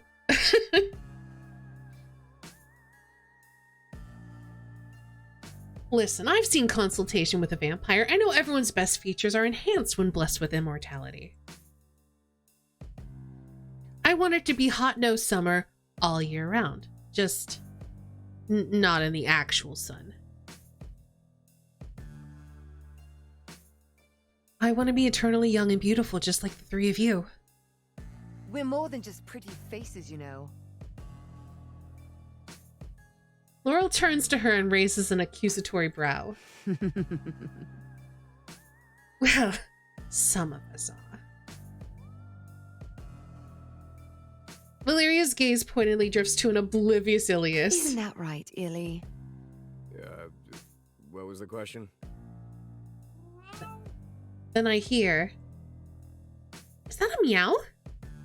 Wait, you have a cat? Nasty Dennis, he's not just a cat. I look around for this nasty Dennis and I see nothing. The quiet, somewhat intimidating meowing continues.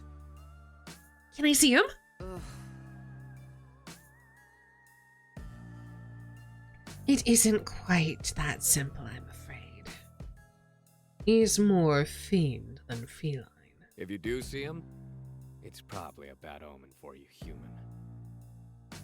Is he like one of those cats that sit with elderly people in nursing homes before they die? Valeria snorts derisively. Nah, I'll probably just shred your jugular. Oh, so that's where the nasty comes from. Got it. Someone is enamored. I don't blame you. he's a fine specimen. Right. Despite being a complete bastard, yes. I wouldn't say I'm enamored, just curious. Isn't curiosity what killed the cat? Valeria then gestures towards the gallery wall behind her with a dramatic flourish, presenting a portrait with dainty hands. Nasty Dennis is a shaggy white Persian with a permanent resting murder face, and he's wearing a dashing tiny red bow tie. Look! It's Nasty Dennis and he's adorable. He's adorable! That is a cute-ass cat. I love him. He looks so soft, I want to kiss his fluffy, angry little eyebrows. You really do have a death wish. Clearly. Just because you've lasted this long doesn't mean we won't kill you, you know? Trying to distract us by using Nasty Dennis as a pawn. I'm on to you, human. Come on. I'm getting really hungry, and my patience is running out. I'm this close to snapping and eating you right here, right now. Right, that whole thing. Shit. I'm not sure how much longer I can hold them off like this. I've partaken in a risky game of breaking and entering, trespassing, and, most heinously, I interrupted their game night, and now I'm stuck in a game of my own making, one of life and death. I can't just stand by and hope they'll start wanting to keep me around without putting the work in, especially with such an incredible opportunity being dangled right before my eyes. Like all good relationships, it's not about me. I need to know more about them. I need to know what the fuck I'm getting myself into if this all pans out the way I want it to. How are you still alive? I have no idea. Because they're bored, I guess. You've interrogated me, now maybe you should let me ask you some questions. A question for questions seems fair. Laurel winks at me and extends their fingers, my eyes drifting to those sharp, shiny talons. But be careful. Any wrong answers in your innards will make a nice table dressing. Valeria seems to perk up at the prospect of getting to talk about herself. Okay. What exactly do you want to know? There are a lot of things I can think to ask them off the top of my head, like, do bats make good company, for example? But then maybe I should use my chances wisely and ask something productive. What do you miss most about being human? Nothing. I'm perfect. I stare at him for a beat, but he seems pretty serious. I expected something a little more profound, not gonna lie. Laurel smiles softly, almost wistfully. Music festivals.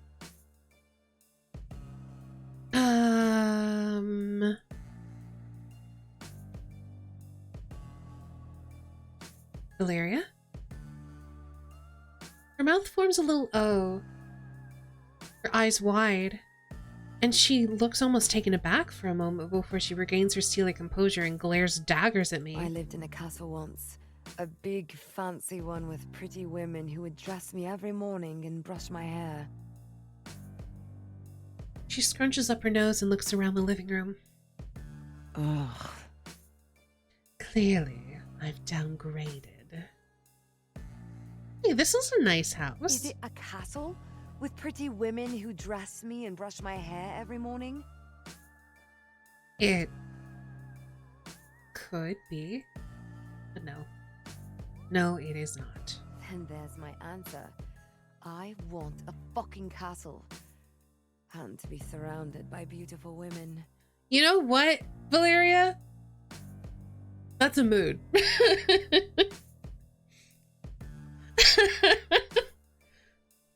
Corey, I was thinking the same thing. Like, hey, look, you got me. Noted.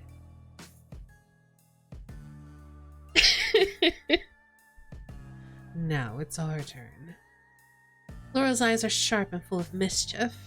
Who do you stand in LBS?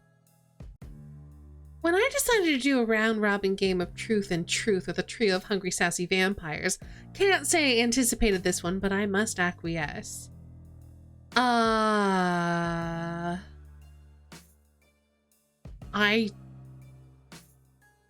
don't know what LPS is. I'm assuming it's a K-pop group?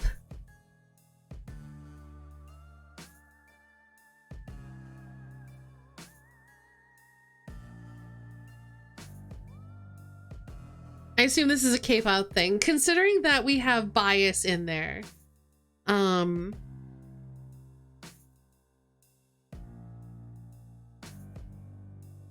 don't care.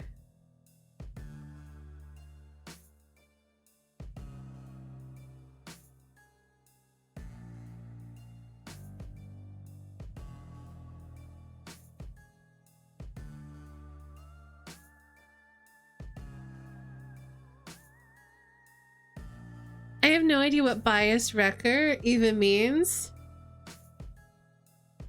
What? I'm not muted.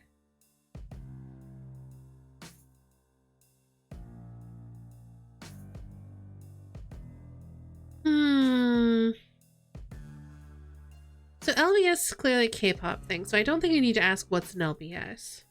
I don't know who these people are supposed to be, though. And I feel like saying all of them is like a cop-out answer. So I'm actually leaning towards the fourth one, where I say I prefer old school hip-hop and R&B. Is not BTS? Probably.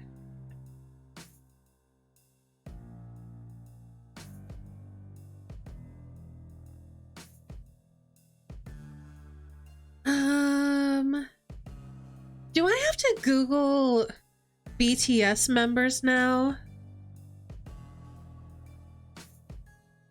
Members of BTS. Let's take a look. Who we got? So we got RM, which is who SM is supposed to be, I assume. RM is their main rapper. There's Jungkook, who's their main vocals. They got Jin, who's also on vocals. Oh, J-Hope is their J-Dream. Okay. You know, looking at these boys and given these options, I think I have to go with J-Dream. If this is what gets us killed, I'm gonna be cross. It might get us killed, but you know what? This is okay, because we saved it.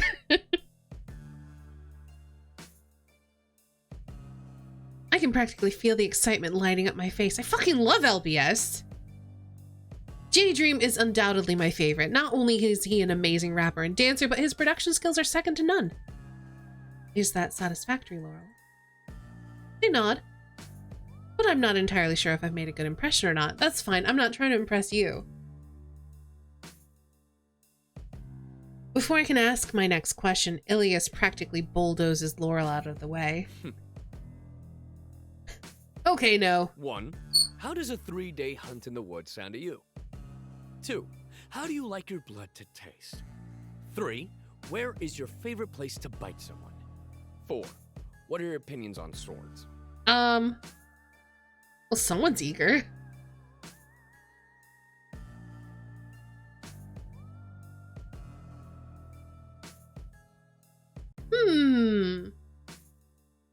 Of course I like swords. Are you kidding? I love swords. I keep a katana by my bed. Of course I do, because I'm a nerd. While I sleep like all good nerds. You do? Totally. Also, I have 3 shinai and a bokken in my apartment. Not to brag, but I did take several sword fighting classes in college.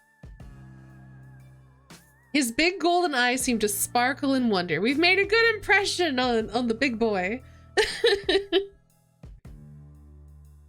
Hell yeah. Oh, that's awesome. Now. Are you quite finished hogging the human illy? Ilias pouts and Valeria pats him on the chest, and then she's staring me down, a deadly look in her eyes. My turn. Tell me, if given the chance, how would you try to impress a fine specimen of a vampire like myself? She pokes at one of her fangs with her tongue. Feels like a threat. A sexy one. Think fast. I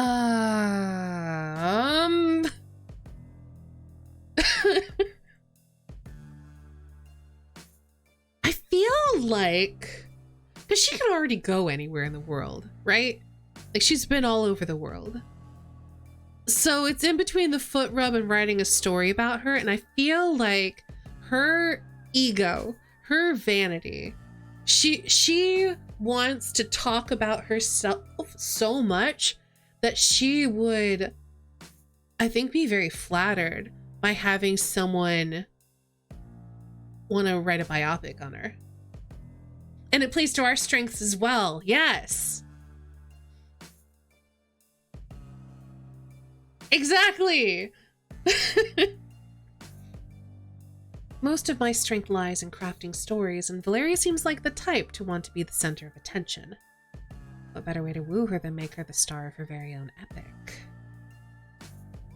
Well, I'm a writer, and quite a prolific one if you respect the opinions of AO3 reviewers. I could write a story about you, a movie-worthy epic about your life.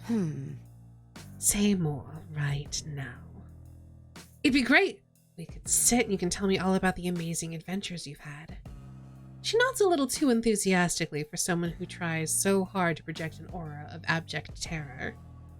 It's kind of adorable. Ah, yes. Val talking about herself. Something none of us have ever heard before.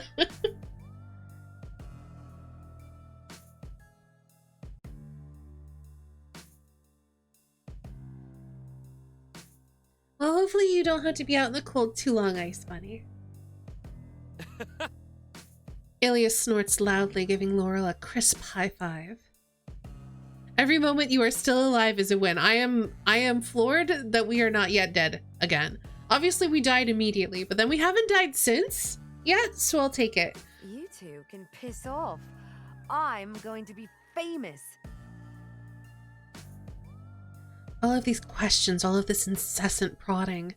This is either the weirdest job interview I've had or the best speed dating session I've ever been to. I can't tell if I like it or love it. Before they pump me for more information, there's something I'm desperate to ask about. Powers. Abilities.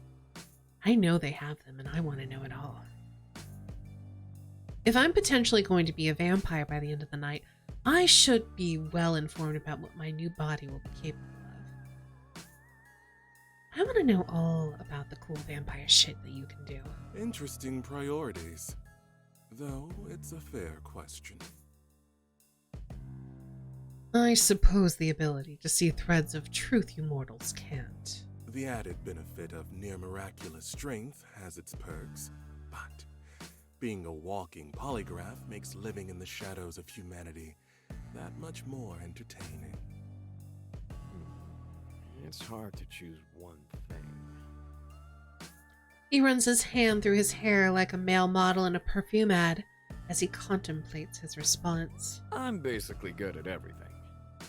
But if I've got to pick just one, sharpened senses. I can hear a mouse's heartbeat at the other end of the house. I could smell you before you even set foot in here. Well, being young and beautiful forever certainly has its perks, but if I simply had to choose one thing, I'd say that I quite enjoy thralling people. Hell, there's something inherently satisfying about bending people's will before ripping their throat out. You know, there's an art to it.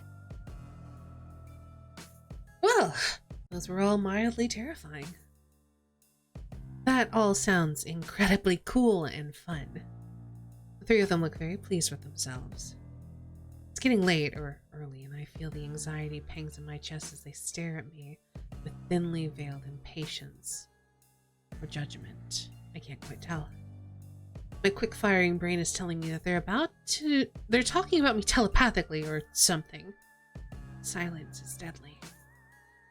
I've pleaded my case for long enough, and I really can't stand to wait around anymore. It's time. So, did I pass the test? Laurel taps their long fingernails against their chin in contemplation. I have one last question for you now. Call me curious, but if you had to choose one of us to be your sire, who would you pick? Clearly, there's only one correct choice. Oh, they're gonna be mad. Yes. No pressure. This has to be a trap. There's no way this isn't. If I choose one, will the others pounce on me? If I don't choose, will I die regardless? Even if it is a scheme to get their fangs in my throat, I have no choice but to answer.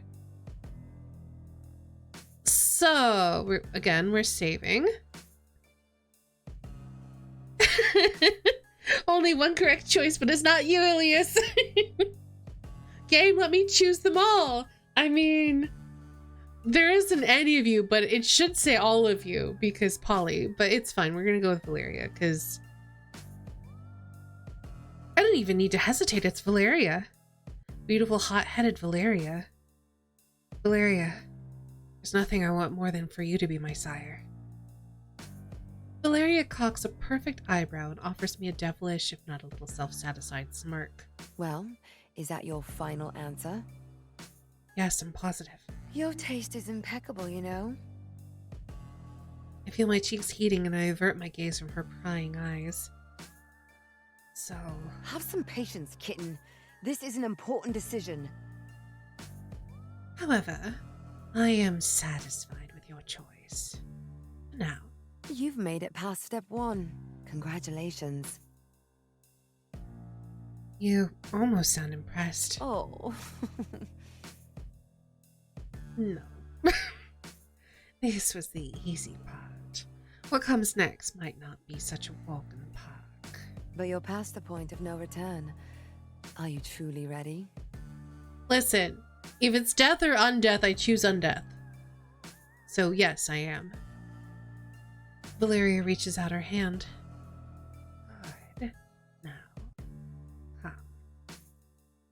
I do my best to contain my excitement as I press my palm against hers, but I can't help but think about what the hell is going to happen next.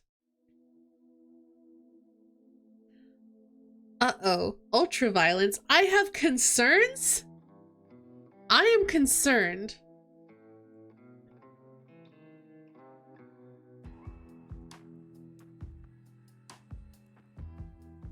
She leads me into her room with her fingers entwined, laced together like lovers.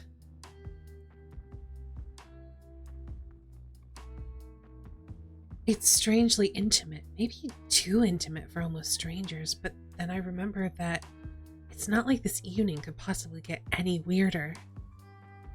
I will hold hands with the crazy hot vampire and I will not overthink it. It's easy to forget how cold her skin is when her eyes are trained upon me in the way that they are right now. Don't do anything I wouldn't do. Have a good nap, Corey. Dream of hot vampires.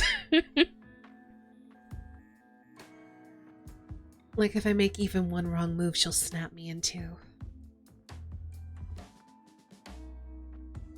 That thought alone is enough to thaw the chill. Snapping can be sexy. Sometimes.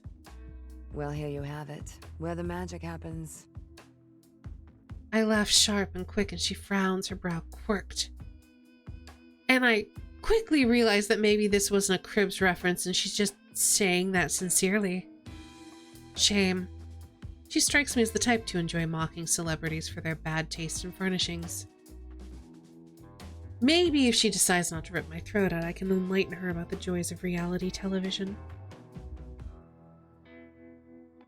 She releases me, and I take in my surroundings, observing the little personal touches strewn about the room, hoping I can gather some insight into the kind of vampire that she is.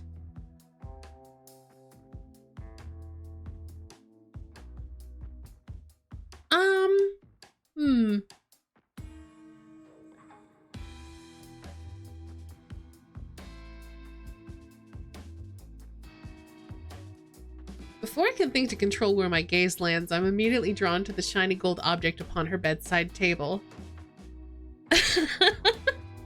Have a good dinner, Potomsium. Perhaps we will see you in the VOD, or perhaps you'll be back later. Oh, I just realized she's got some very erotic imagery on her wall. And a whip. Okay. Yeah. Yep. Handcuffs. Fancy ones. Those are nice. Valeria follows my line of sight and grins. Oh, you like those? If you're a good little kitten, maybe I'll let you play with them. Would you like that? Yep. I once again cannot control the expression that crosses my face. If I could put a name to it, I would say unadulterated horniness. No, please. Oh, fuck yes, I would.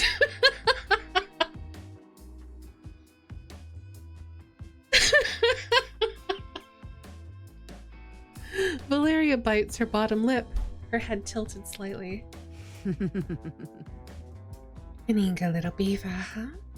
I can work with that. Is that a copy of Bram Stoker's Dracula on your nightstand?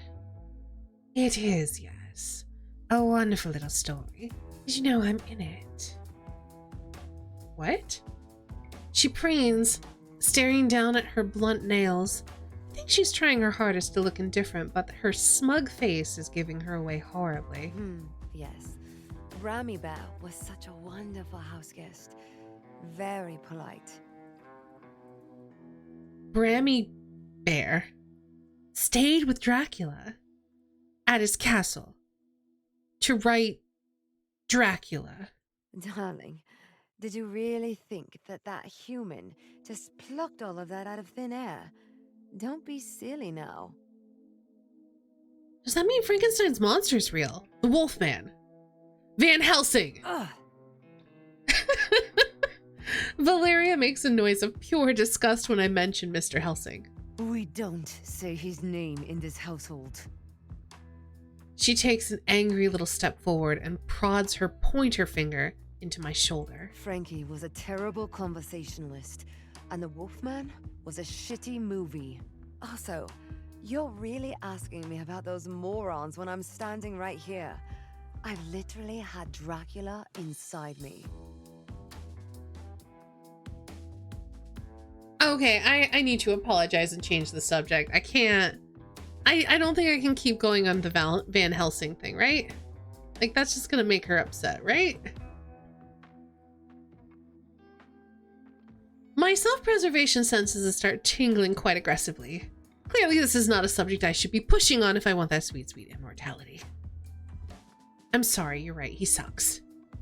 Who has the audacity to make a living out of killing vampires? Valeria seems to relax a little, the look on her face now one of indignance rather than pure unfettered murder rage. Right. I mean, we are clearly superior. I nod enthusiastically and pray that I've placated her. I spot a copy of the delightful portrait of the terrifying, elusive Nasty Dennis, sitting pride in place on her dresser. You must really love Dennis. That's Nasty Dennis to you, human. Show some respect. And love is such a strong word. He's a bastard and a devil, and he has ruined so many of my beautiful clothes that I've lost count. But he's my bastard. I'd love to meet him one day. She narrows her eyes at me like she's trying to decide if I'm worthy. You do not meet Nasty Dennis. Nasty Dennis meets you. Wow, that's super ominous. With a sigh, she comes closer, grabbing my hand again. Come on now, don't be shy. Take a seat and make yourself comfortable. Valeria smiles and guides me over to the plush bed, our joined hands held high between us as she is about to spin me in a pirouette. With very little effort, she shoves at my shoulder and I land upon the mattress with a quiet oof. She leans in close and breathes me in, her fingertips bunching in the front of my shirt. Her breath is cool when her lips graze the shell of my ear, voice low and teasing. Your heart is so very loud, like wings beating against a cage. Are you scared, little bird?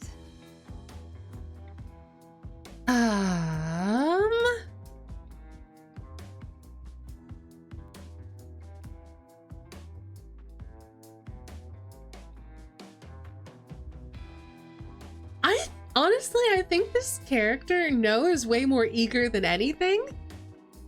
So I think I'm gonna ask, should I be?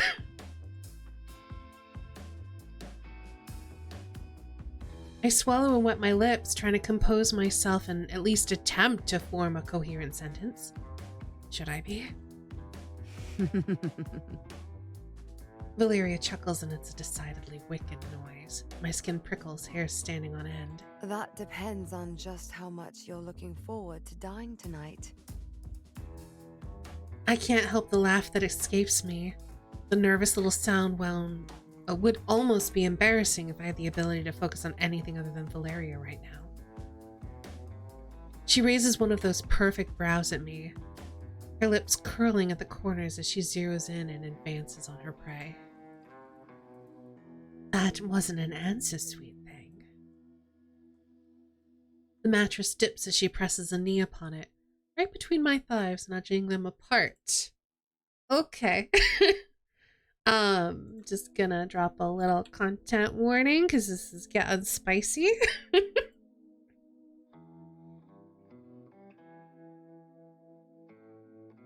The long, cold fingers that still rest upon my chest curl tightly in the fabric of my shirt, and she follows me down, her mouth a mere inch away from my own as she tilts her head in question.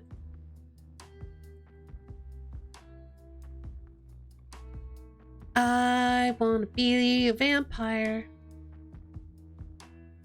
I want the freedom and the fun you have. I want to be reborn to be like you. Yes, you said that already. It's the sole reason why you're still alive and not a pretty corpse on the living room floor. I didn't want to say do whatever you want with me because then maybe you'll eat me and not turn me. My chest flutters when she calls me pretty. She pulls away, but her grip on me remains firm. I don't think she's scared I might try to get away. She knows I'm not stupid enough to think I could succeed. She clearly gets a kick out of asserting her dominance. I'm not mad about it. But the problem is, if I turn you, I have to suffer your presence for eternity. Tell me, why would I want that? What makes you worthy? Valeria pulls back until she's far enough away from me to get a proper look at her. All of her. I let my eyes roam her form, from her shiny raven hair to the way that dress clings to every dangerous inch of her body. I feel my cheeks heating, and I idly wonder if spontaneous human combustion really is just a myth. Ugh.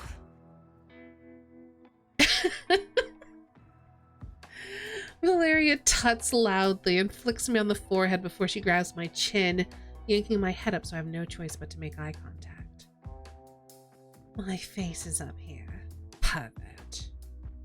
Her words are sharp, but she's smirking and looking entirely too pleased with herself. She clearly enjoys being admired. That I can work with. I can't help it. You're beautiful. I'm aware.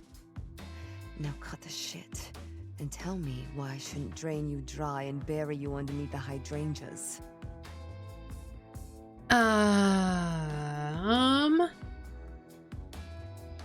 I don't have a good answer to this question.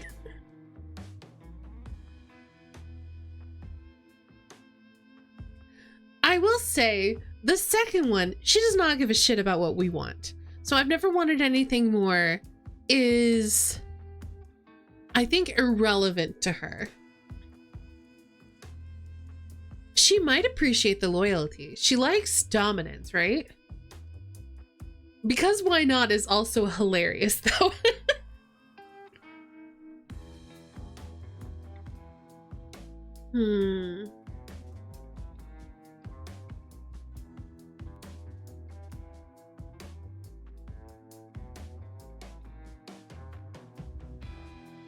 She's already given a reason not to convert us, but it would be hilarious. It would be hilarious. I don't think it's gonna work.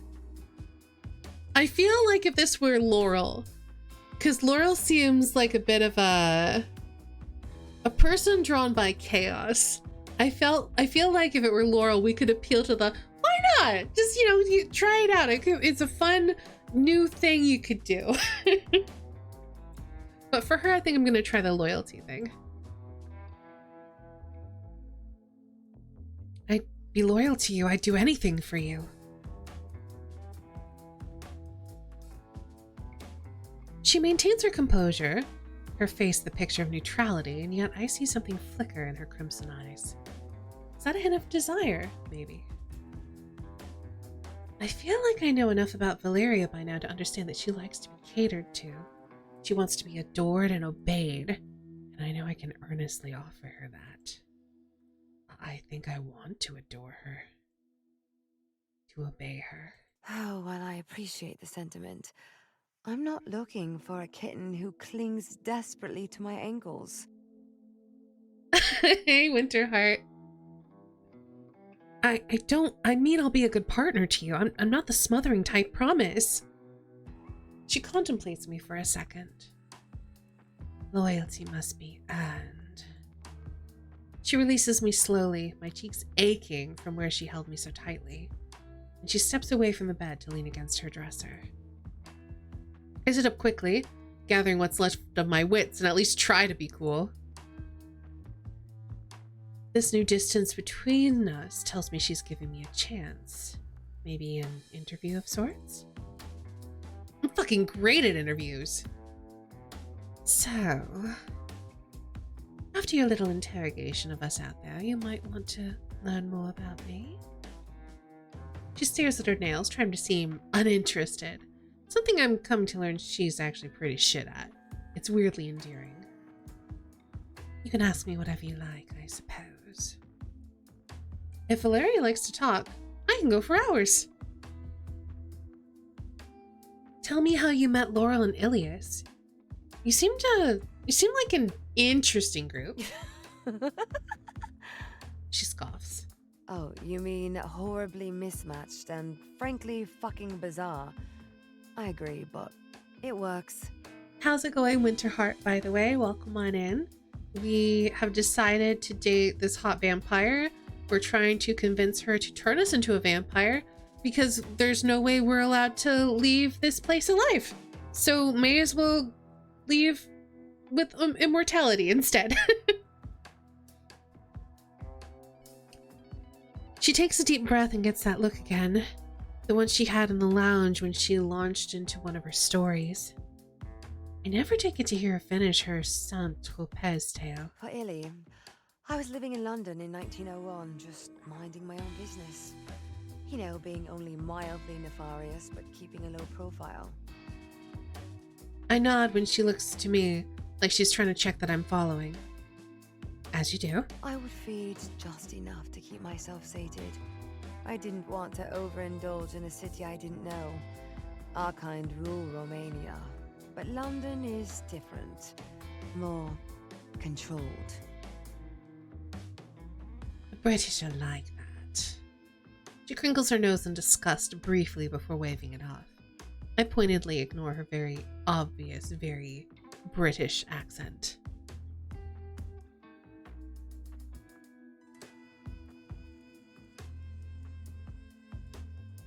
It's like that bit in Skyrim where you either go vamp or get partially soul trapped, but I like this lady better than Serena, better shoulders and figure. I was still mourning the loss of my life and my station back home. But I made sure that I took enough money from my husband to keep me comfortable for decades. I wasn't about to give up the luxuries I'd become so accustomed to. Then I heard about the murders that had started to plague the city. They were horribly messy, throats ripped out, limbs and organs missing. Certainly not the work of a pathetic human. I was enamored immediately upon viewing one of the crime scenes. I knew it wasn't purposeful, that whoever had done it was simply a feral fucking animal, but to me it was art. The pre-Raphaelite Brotherhood didn't have shit on him. She smiles unabashedly fond in the same way someone might be if they were talking about their significant other buying them a diamond ring. Only a specific kind of monster can make such a beautiful mess. I shift uncomfortably, and Valeria notices. She narrows her eyes at me and smirks. Terrifying, if not mildly alluring. What the fuck is wrong with me? Oh, I found him eventually. He made it easy for me, of course. He was a disaster waiting to happen. The kind of gorgeous idiot that would get our kind called from the city by the hunters if he carried on. I didn't know that Lucy Lawless voiced Sayla the Huntress. Huh. When I laid eyes upon him, I knew I had to have him. The moment he curled his fingers around my throat, I think I fell in love. She sighs dreamily, once again looking besotted, like she's recounting a fairy tale rather than whatever the hell kind of horror story this is. I told him I would help him and teach him how to live like a vampire is expected to. I didn't think he'd be interested, but it didn't take long to convince him. How exactly did you convince him? Her tongue flicks out to wet her plump bottom lip. It's easy to notice how dark her eyes get, even with the distance between us. I showed him what he could have if he listened to me like a good boy. I stare at her blankly and she huffs, flicking me on the forehead. Ow. I fucked his brains out, silly goose. Oh, of course. Feel my cheeks heating. Figures he'd be easily subdued with that. He is a man who enjoys the simple pleasures in life. Fucking, fighting, feeding. It's what I like about him the most. That and his An involuntary squeak leaves my mouth. Valeria looks at me like she's contemplating forgoing story time to skip straight to murder time. I was going to say big personality. Get your mind out of the gutter. I simply do not believe you. She purses her lips, clearly trying to stifle a smile. Huge tracts of land. Oh, it's Claudia Christian. I don't know who that is. And Laurel, when did they come into the picture? Valeria chuckles. Laurel happened a little later. Illy and I had stayed in London for a few decades and we grew tired of it. He's a restless thing, and I was getting bored of cleaning up the bodies he flooded the city with. So I proposed we travel a little, see the world. It's hard for our kind, but especially so back then.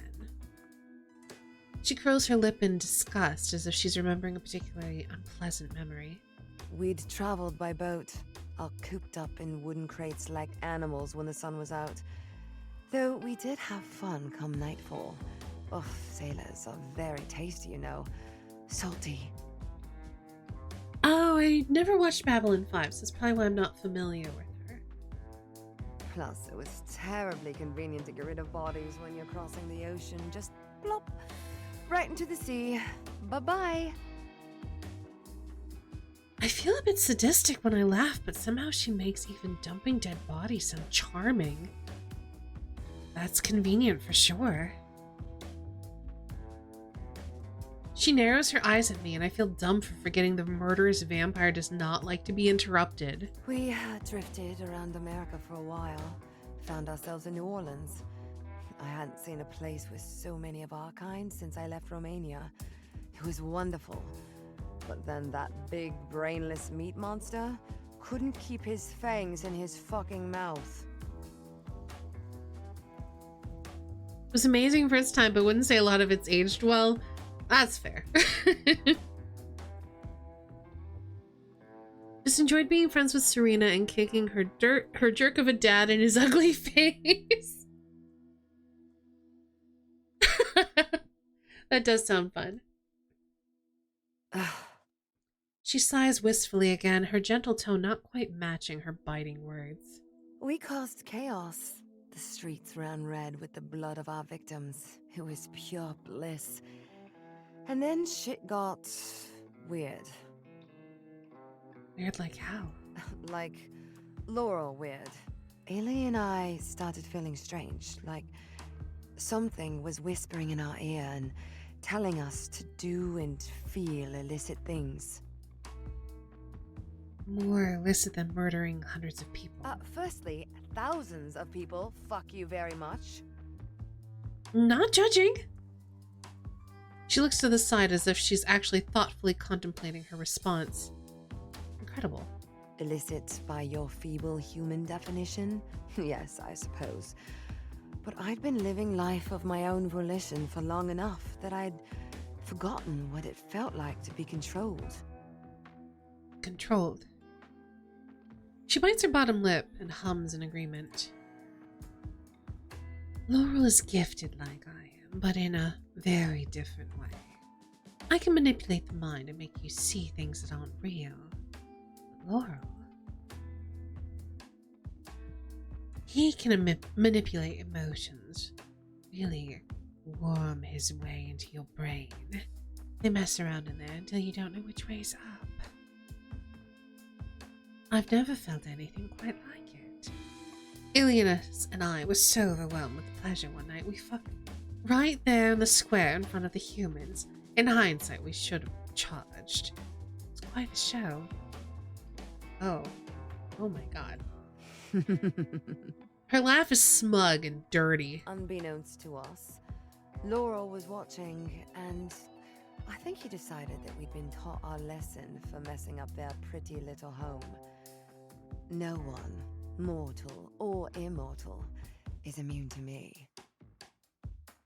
I swallow loudly. Can't exactly disagree. They came out of hiding to introduce themselves, and the rest is history. And here we are, centuries later, living in a 3-bed in Portland with a leaky attic. It's not exactly the life I pictured for us, but it's ours. The world changed in ways we couldn't have anticipated. It's harder for us now, despite humanity being more akin to cattle these days. Localized blood magic, maybe? I have no idea. I can't disagree with that. But the point is that they and I fit together beautifully, especially when it comes to Laurel and I terrorizing Illy, the poor thing. They've taught me so much when I thought I knew it all. She points at me threateningly. Tell him that, and you're dead, though. Noted. Right. That's kind of romantic. A vampire love story for the ages. It's novel-worthy. Her glare is cutting. If you say so. I do, as a writer nonetheless. She really is bad at hiding her feelings. So, did that satisfy you? Any more questions about my sordid escapades?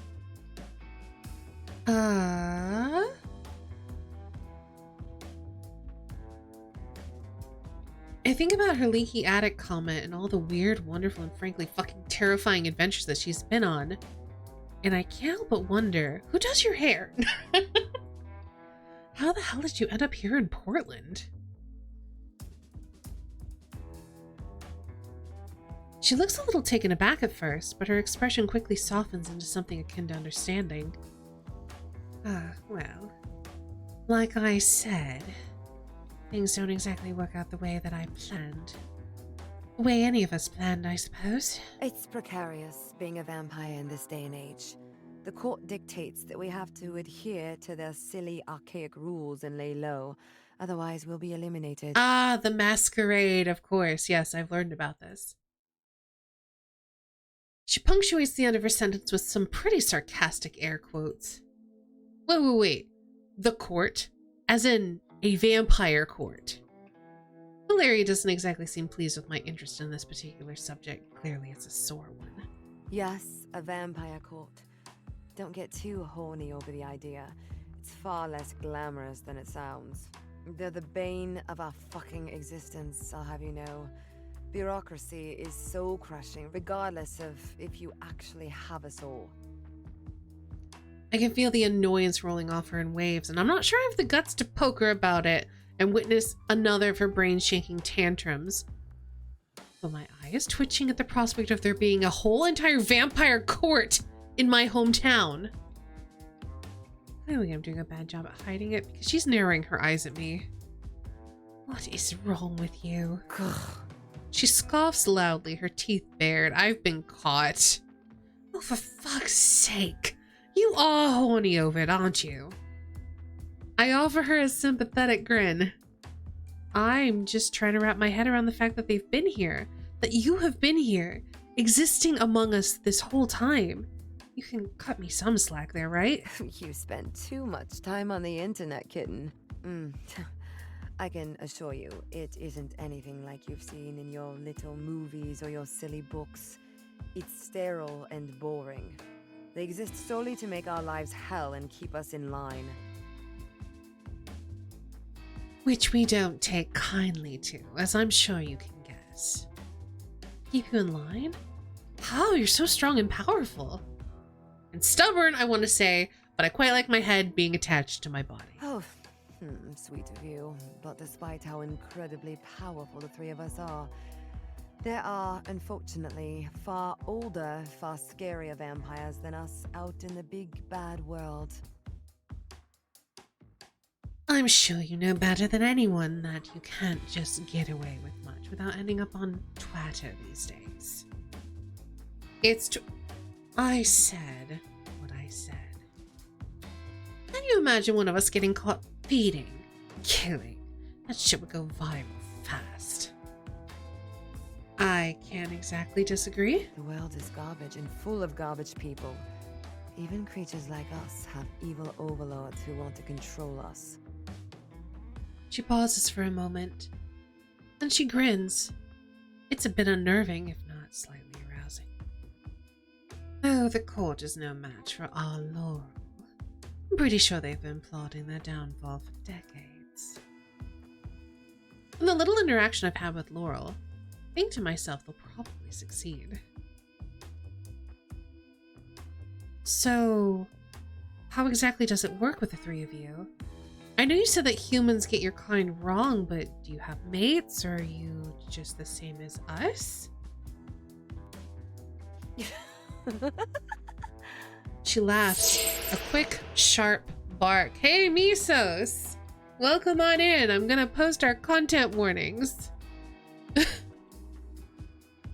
Because we don't normally do mature audiences streams, but we're doing one today. Proceed with caution.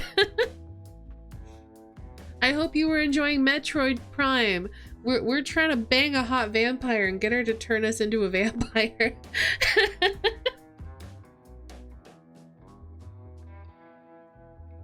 And so far, we've only died the once.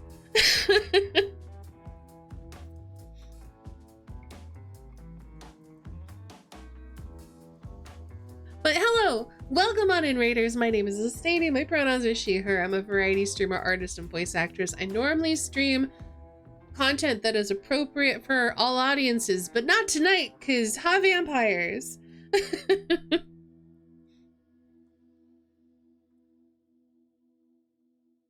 How was your stream, Misos? I hope it was good. Oh, same as us. That's cute.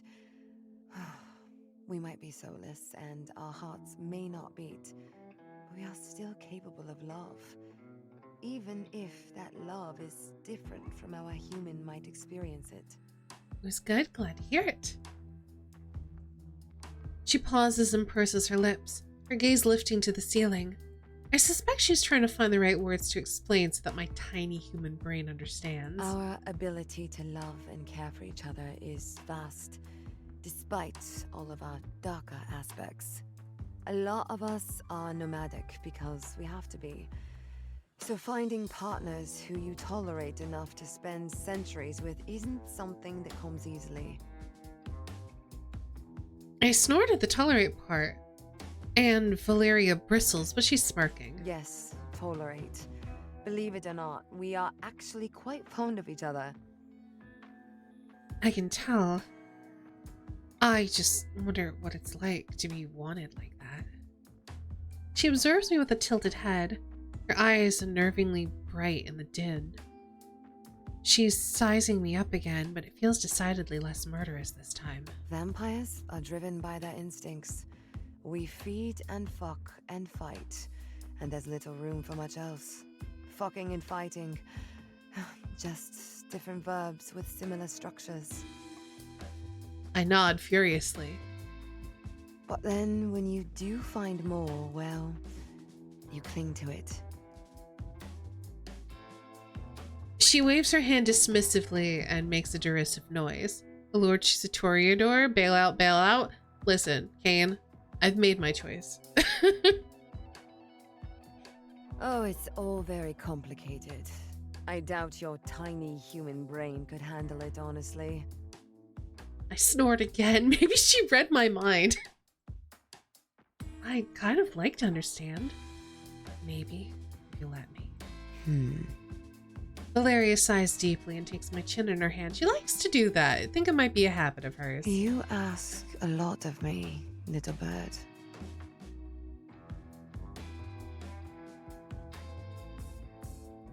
You said something about having an ability, like magic powers. Magic powers? I'm not a bloody wizard, but I suppose you could define it as a power. It's nothing just any of us can learn, but something deeply ingrained in certain select individuals. I mean, it could be both. Some of us don't have anything special beyond the usual vampire bullshit. Speed, strength, being smoking hot and exceptionally good in bed, etc., etc. But then there are special cases, like Laura and I, who have precious gifts. Not Ilias. She purses her lips, contemplating my question. Ilias is special in the sense that he has a terrifying, unquenchable thirst and flies into a blood rage if he gets even remotely excited about the prospect of murder. His senses are impeccable, too. As you've discovered, he can sniff out prey with startling ease. I've never seen him fail a kill. She sighs dreamily. An impressive beast indeed. I try not to focus too hard on blood rage and force a smile. We haven't quite been able to figure out if he's just like that or if it's an ability. He says he's quite enjoyed killing people before he was turned, though. So I guess that could have carried over.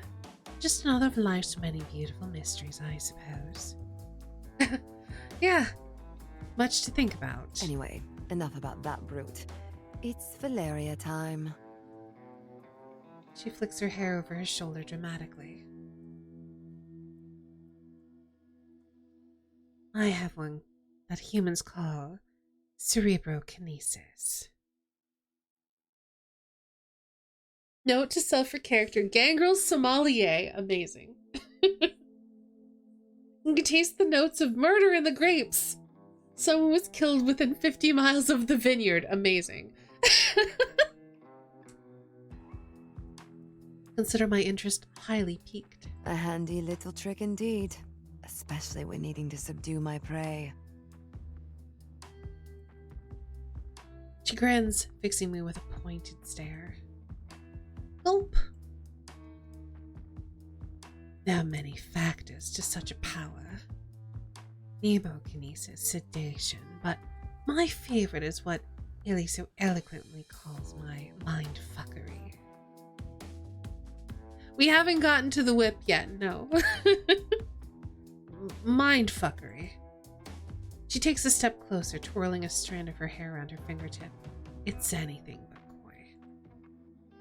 I can show you if you like. Closer again, her fingers coming up to curl underneath my chin.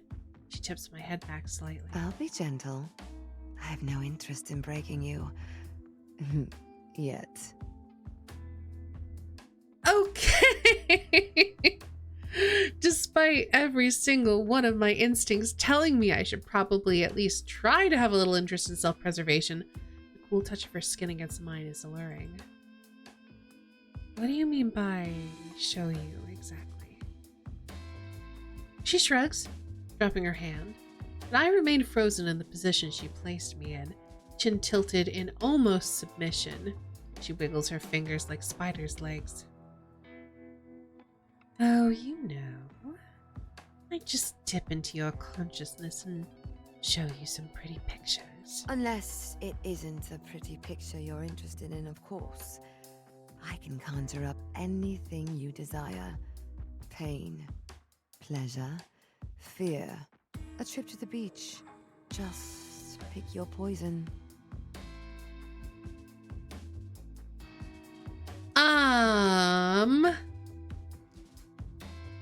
So we have to say yes.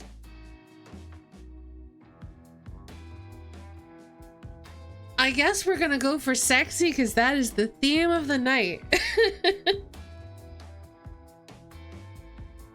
I swallow loudly and fix her with my best bedroom eyes. Give me the sexy shit. She snorts. Oh, typical, just like Laurel and Illy. But lucky for you, this happens to be my strongest area. Close your eyes, kitten. I listen and close them tight, and the effect is instantaneous. I'm on a bed. The sheets are blood red and impossibly soft against my bare skin. Yeah, I don't know what we're gonna see. Again, content warning. I can feel hands upon me. I will gloss over anything that's too explicit, do not worry.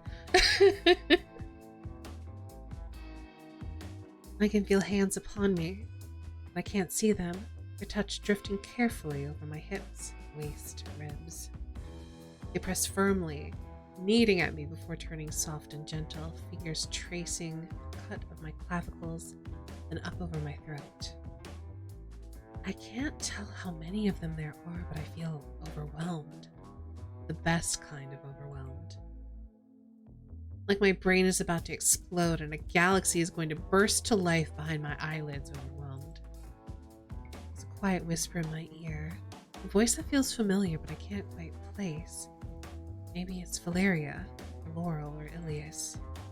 Either way, the voice says things that causes heat to bloom across my cheeks and the tip of my ears, everything burning hot, hot, hot. Just as I'm about to break, as I'm dangling off the precipice, I'm yanked back to my harsh reality. Well, it isn't all that bad. Valeria's here after all. Valeria is looking at me like she wants to eat me whole. You're so receptive, kitten. That's good to know. My skin feels all hot and sticky, my palms clammy. That was, fun. A lot of fun.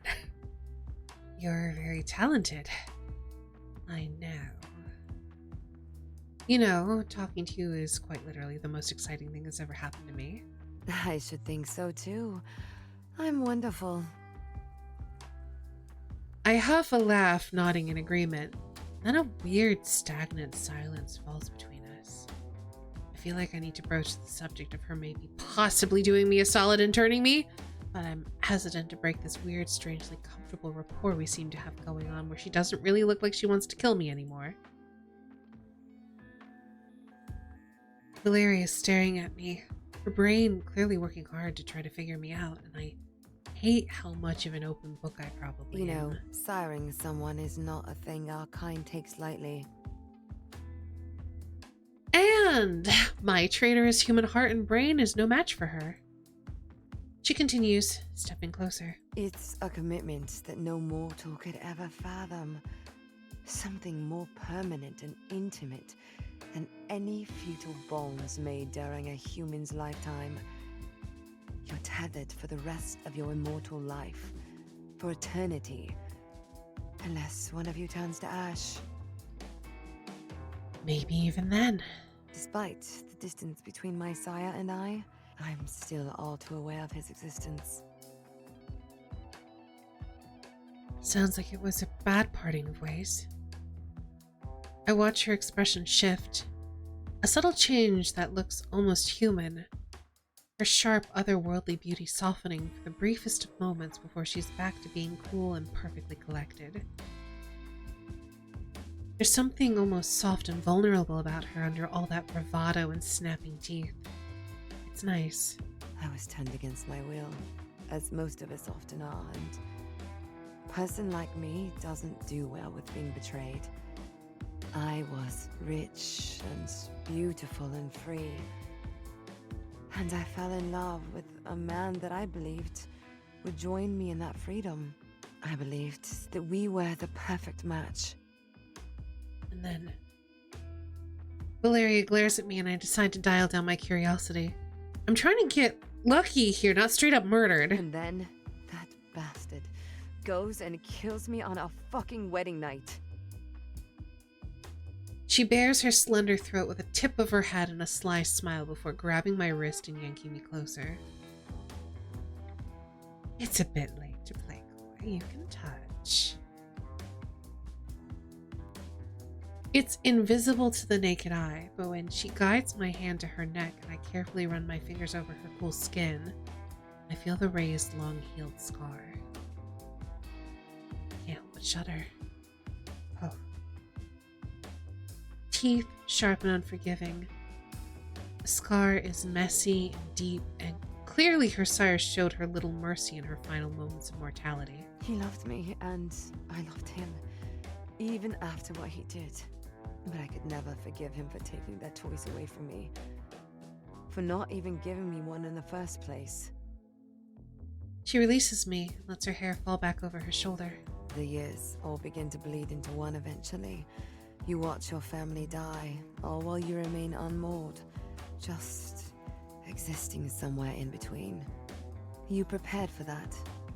To watch your loved ones wither and die. To be tethered to me for the rest of time. Her smirk is devilish. So I'm gonna save, but I'm gonna say that I'm so fucking ready. I feel like having second thoughts would definitely be natural, but here's the thing. Here's the thing. We can't get out of this alive. So the option is watch everyone else die around you as you are immortal forever, or die. So yeah. My heart is a hammer in my chest, ready to quite literally burst out of my ribcage, alien style. Is this really happening? So fucking ready. I've never been more ready for anything in my life. You know, I'm impressed. I can't even detect an ounce of hesitation on you. Yeah, like just turn to ash when you're bored. Whatever, I don't know. She grabs my chin again tightly, leaning in to run her nose along the edge of my jaw. I shudder from head to toe. Before they die, humans tend to reek of fear and dread. Oh, it's exhilarating. But you...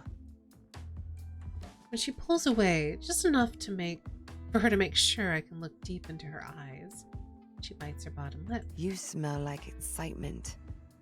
It's a most delicate, intoxicating ambrosia. I can't wait to taste you.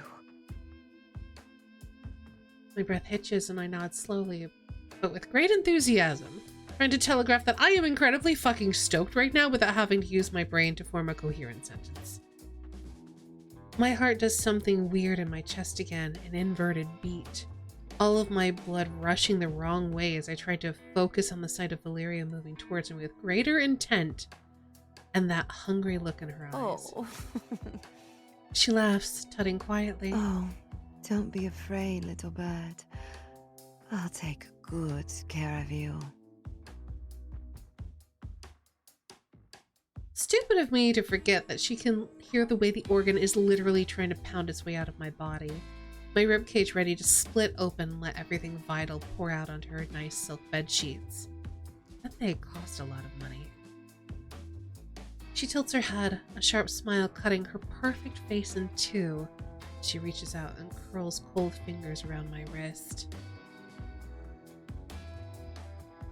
She feels the bumps of my veins and the delicate bones with the pad of her thumb, and I think it might be the horniest thing I've ever experienced. I promise to make you feel good first. First? Well, yes. Before the whole killing you part. Shit. Right, that. Killing me and then bringing me back as your favorite new immortal partner. She snickers and boosts me on the nose with a fingertip.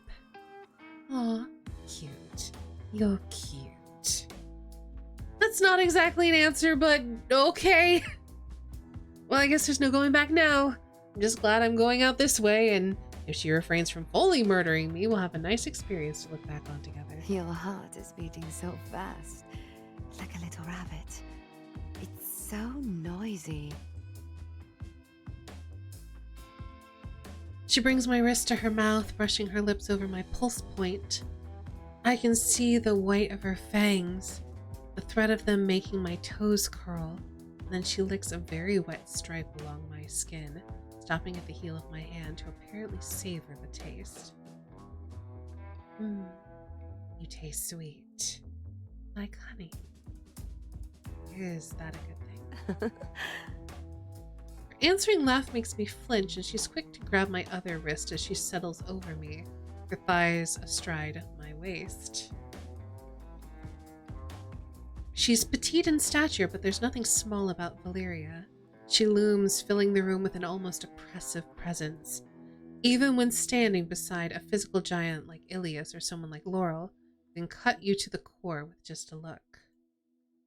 Her dress rides up her legs as she shifts on top of me, already leaving little to the imagination, but the way the fabric pools at the curve of her hips makes my mouth water.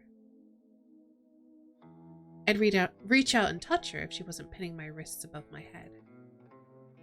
But then I can't exactly bring myself to be mad about that. Stay. I nod. I have no interest in disobeying her. Now, tell me what you want, kitten.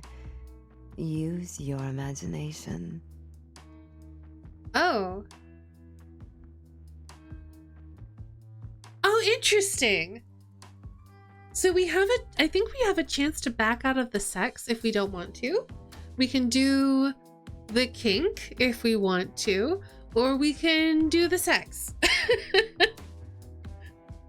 Spoken like a true asexual, or we can do the sex.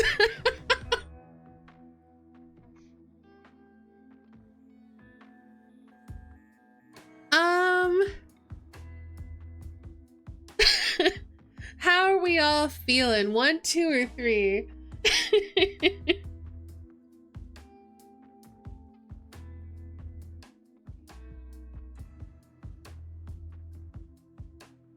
Hi, yes, everything is done with consent in this game. That's wonderful. Also, hey, wolf tracks.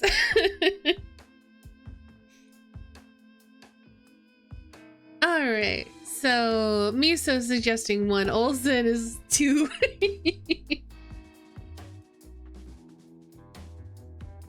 Yes, the sex, a thing that people do, indeed.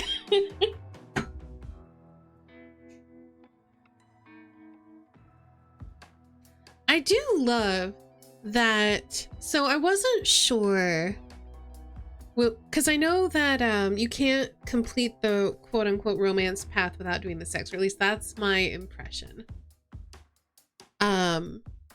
But I do like that they let you consent to the kink. It's not like required part of the sex path. I'm having mixed feelings because she's very sexy, but I hate blood. So yeah, that's fair. This is definitely more of like horror romance. So fair.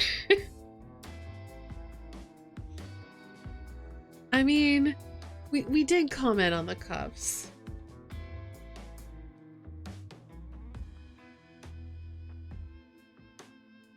Gibbo, thank you so much for putting our content warnings in chat. It's gonna get sexy. But like I said, if anything gets a little bit too far, I will probably gloss over it. I feel like we should do the cuffs though. We literally commented on them and we're like, hell yeah, handcuffs.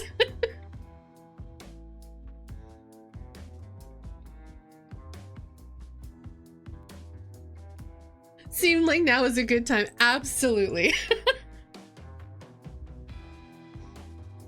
If we're gonna do the sex, we might as well do all the sex. I mean, that's kind of how I'm feeling right now.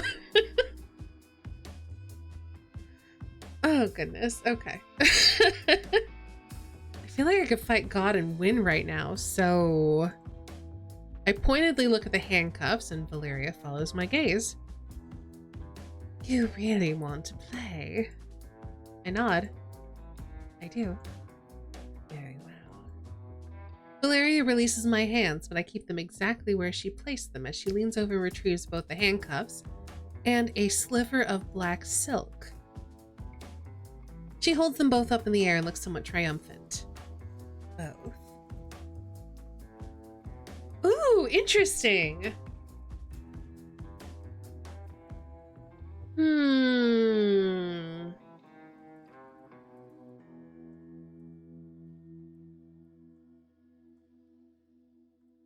I don't know. It's not for chafing. It's blindfolding. Always consent, they're really big on that. That's such a good thing about this game. I think we say no to the blindfold.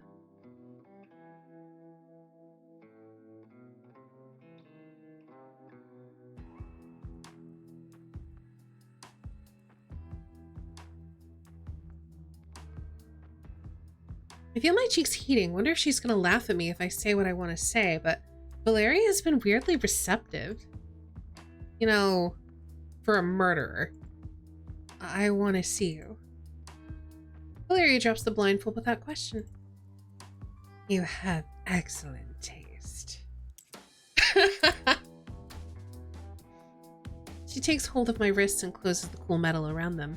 The click of the lock feels like the final nail in my coffin. Oh, it's been a while since I've been with a human. You're all warm and fragile. It would take so little to break you. Break me? She laughs again, a more condescending noise this time, her dark hair falling over her shoulders as she leans closer. Her noses brush. Let's get you out of these pesky clothes, shall we? Fuck yes. Fuck yes! No, come on. A commanding palm splays flat against my shoulder. It's a wordless command to stay down. Like I can even think about moving when she has me tied like this. I bet you wish you could touch me now. Don't you, kitten? I groan as she leans in and nips at the soft flesh of my throat. The vague promise of fangs driving me fucking crazy. I've always been into the idea of being bitten by a vampire in theory, but that was when I thought they were nothing more than a figment of the population's imagination, something that lived only on pages or movies and TV screens. Knowing that they're real and having one directly above me intending to fuck me and bite me is a whole other story. Those fakers can never hold a candle to the real thing.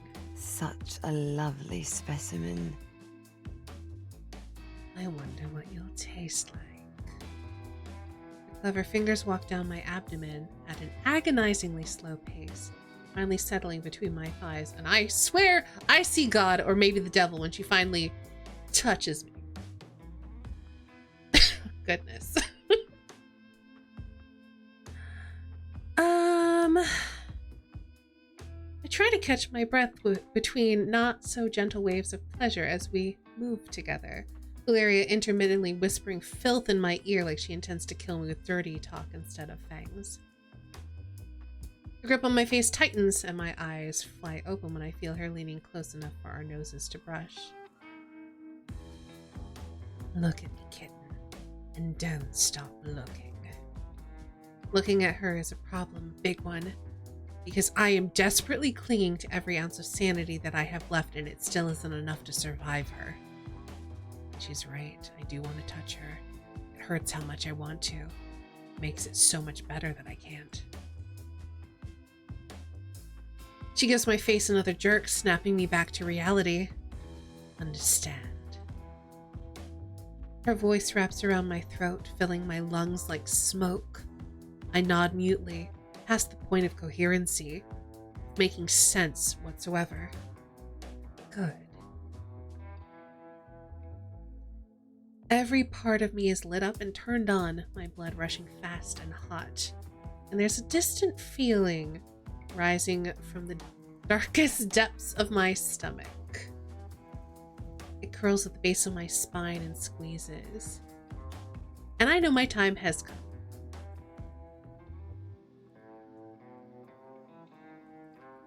Valeria pushes her thumb into my mouth until I'm choking on the remainder of my sentence. Don't be cliché, kitten.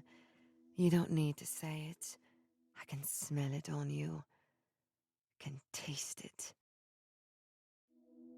I'm impressed that you lasted this long. I make a weird noise that I hope I don't remember later, if I even have a later. It bodes well for me that my feeble human stamina impresses you. She laughs and the sound of it makes my toes curl. Her eyes dark and reverent and swallowing me whole. Like she knows exactly when I'm about to fall over the precipice I've been desperately clinging to. She leans in and presses her lips to mine, hard enough to brand the shape against my skin. I let go and I'm free falling. I'm not going to read this first part. And then she has her fangs at my throat.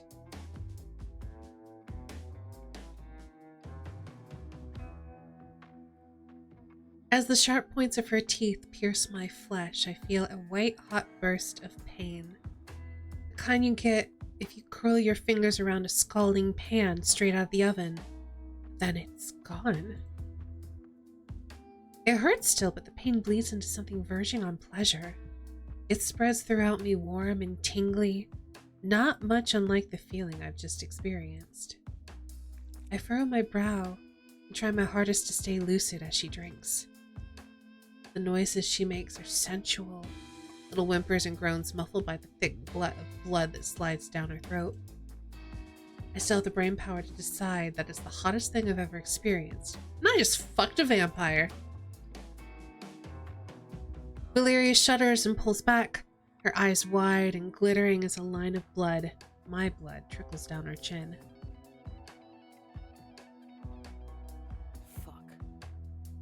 Fuck.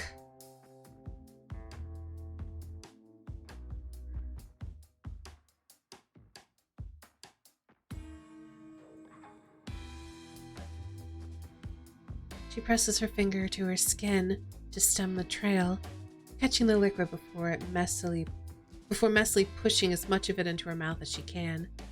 She sucks her digits clean. Like cherries. Ripe ones. Better than I anticipated. She licks the red from her teeth and smirks down at me. My dying heart stutters in my chest. Now, time for dessert. She bites into her wrist. 2 perfect puncture wounds that drip a deep, dark red, the most perfect little beads surfacing on her pale skin. She presses it to my mouth, and the taste of copper bursts against my tongue. It's cold. Instinctively, I drink until she pulls away, apparently satisfied. Good night, little bird. See you on the other side. I feel her hand brush over my eyes, her touch feather light. Everything goes dark.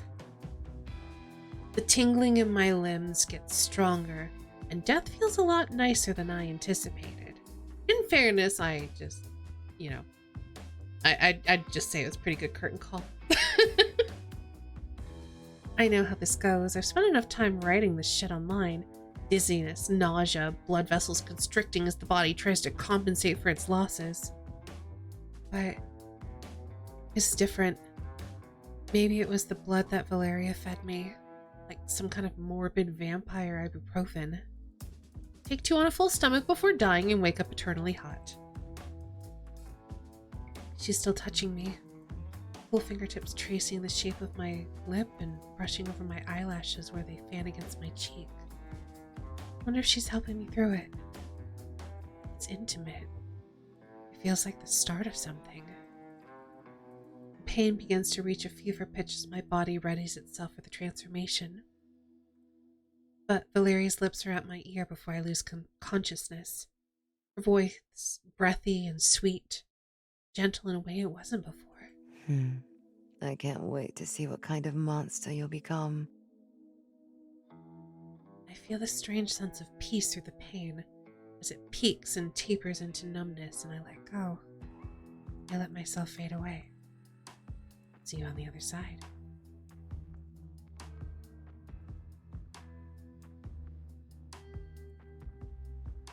It's the same feeling.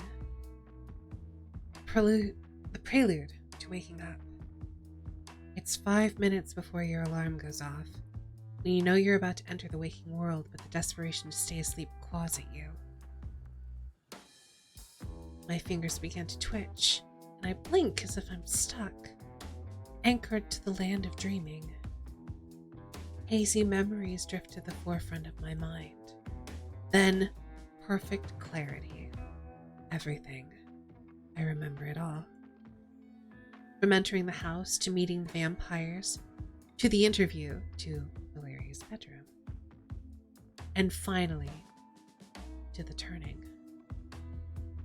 I'm still in Valeria's bed. My eyes still closed, my senses slowly returning. I can smell her all around me, floral and sweet and sharp. As well as my nose feeling superpowered, my ears are fine-tuned to, well, everything. I can hear the skittering of animals outside, the general chatter of humans down the street. Then I realize there's also a couple of things I can no longer feel, once vital things. The most vital of all, my heart is dead. I'm hyper aware of it in my chest, and it feels heavy despite its dormancy. A gentle reminder of my new state of being, I suppose. There's also a distinct coolness to me, from my bones to my skin, though it isn't the same as being caught in the snow and left to thaw. It's just a strange, prickling awareness. All things considered, this feels like a peaceful sort of awakening. There might be a distant memory of pain and screaming, my body dying and rebuilding itself while I was stuck somewhere in between, but it doesn't haunt me. Maybe it's tucked away for keeps. I take a moment to embrace it all. And then I feel a finger poking at my cheek. Hey. I hear a quiet, dirty laugh, and I'm suddenly all too aware of a body beside me. Valeria. She's lying flush against me, her body temperature now feeling strangely normal, if not a little warmer than my own. I suppose that technically I'm a freshly risen corpse. Ooh. Wake up, sleepyhead. I groggily open my eyes when I hear her voice. My eyelids feel heavy and my head is throbbing, like I'm suffering through the worst hangover in the history of everything. The sight of Valeria soothes away the ache. Hello! Leaning over, she presses her crimson lips to my ear, her voice dipped low. Good night now, and happy Death Day. Night? How long was I out for? You died, little bird. It takes time for the body to recover from that. You were out for about 3 days, give or take. Not bad. I've seen some take a week to turn fully.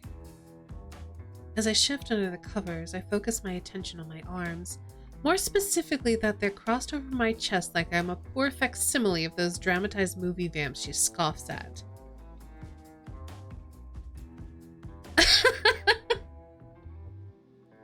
I think we can see enough.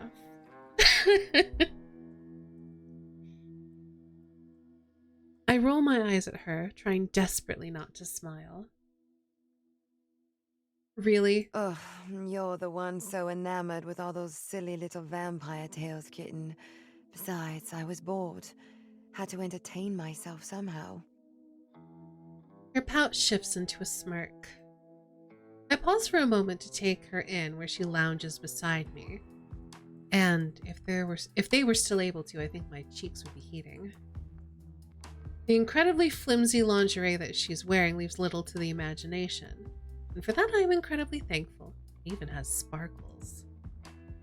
Feels like I'm seeing her for the first time in high definition. She's even more beautiful than my feeble human eyes could possibly ever comprehend. Alright, thanks for hanging out, Gibbo. Have a good night, sleep well, and dream of hot vampires. Honestly, we're probably pretty close to wrapping it up anyway. I'm the goblin, tee-hee. You are the goblin.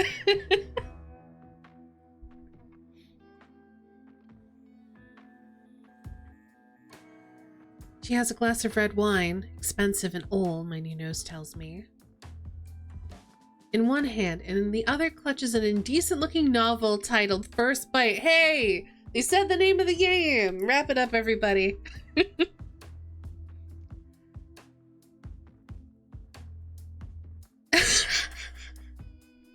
This is very on the nose. The cover is adorned with a particularly lewd illustration of a vampire chowing down on a half-naked human who looks a little too pleased about it. Yeah, that sounds right. I can relate. A vampire romance novel. Is it good? You are absolutely not in the position to judge me. Did dying make you forget that you write cryptid erotica, sweet thing? Fair point, but also this was not judgment. Can I at least see the synopsis? Ugh. Yeah, my sire reading subpar smut. I move my hand to reach for the book, and I see that my other dark clothes have been replaced by a black silk robe. It even has fluffy sleeves, like this one. Before I can question it, Valeria speaks. It looks adorable on you. I stare at her for a hot minute before I remember her tricky little mind fuckery powers. Thanks, I think. You're incredibly welcome. Now, you feel up to taking your new body for a spin. Close your eyes, baby fangs. I nod and oblige without hesitation. Lily, Laurel, enter. Open. Oh. Oh. Okay. Laura and Ilias are standing in front of me, and if I had to guess, they were probably lurking outside doing some very casual vampire eavesdropping. Valeria asked us to assist with gently easing you into the fold. What Laurel said. So, what does that entail exactly? Valeria sets aside her book and glass of wine and stands to join the other two. We planned a little surprise for you. I love surprises. The three of them grin at me, sharp teeth on display. It's decidedly unnerving. I narrow my eyes at them.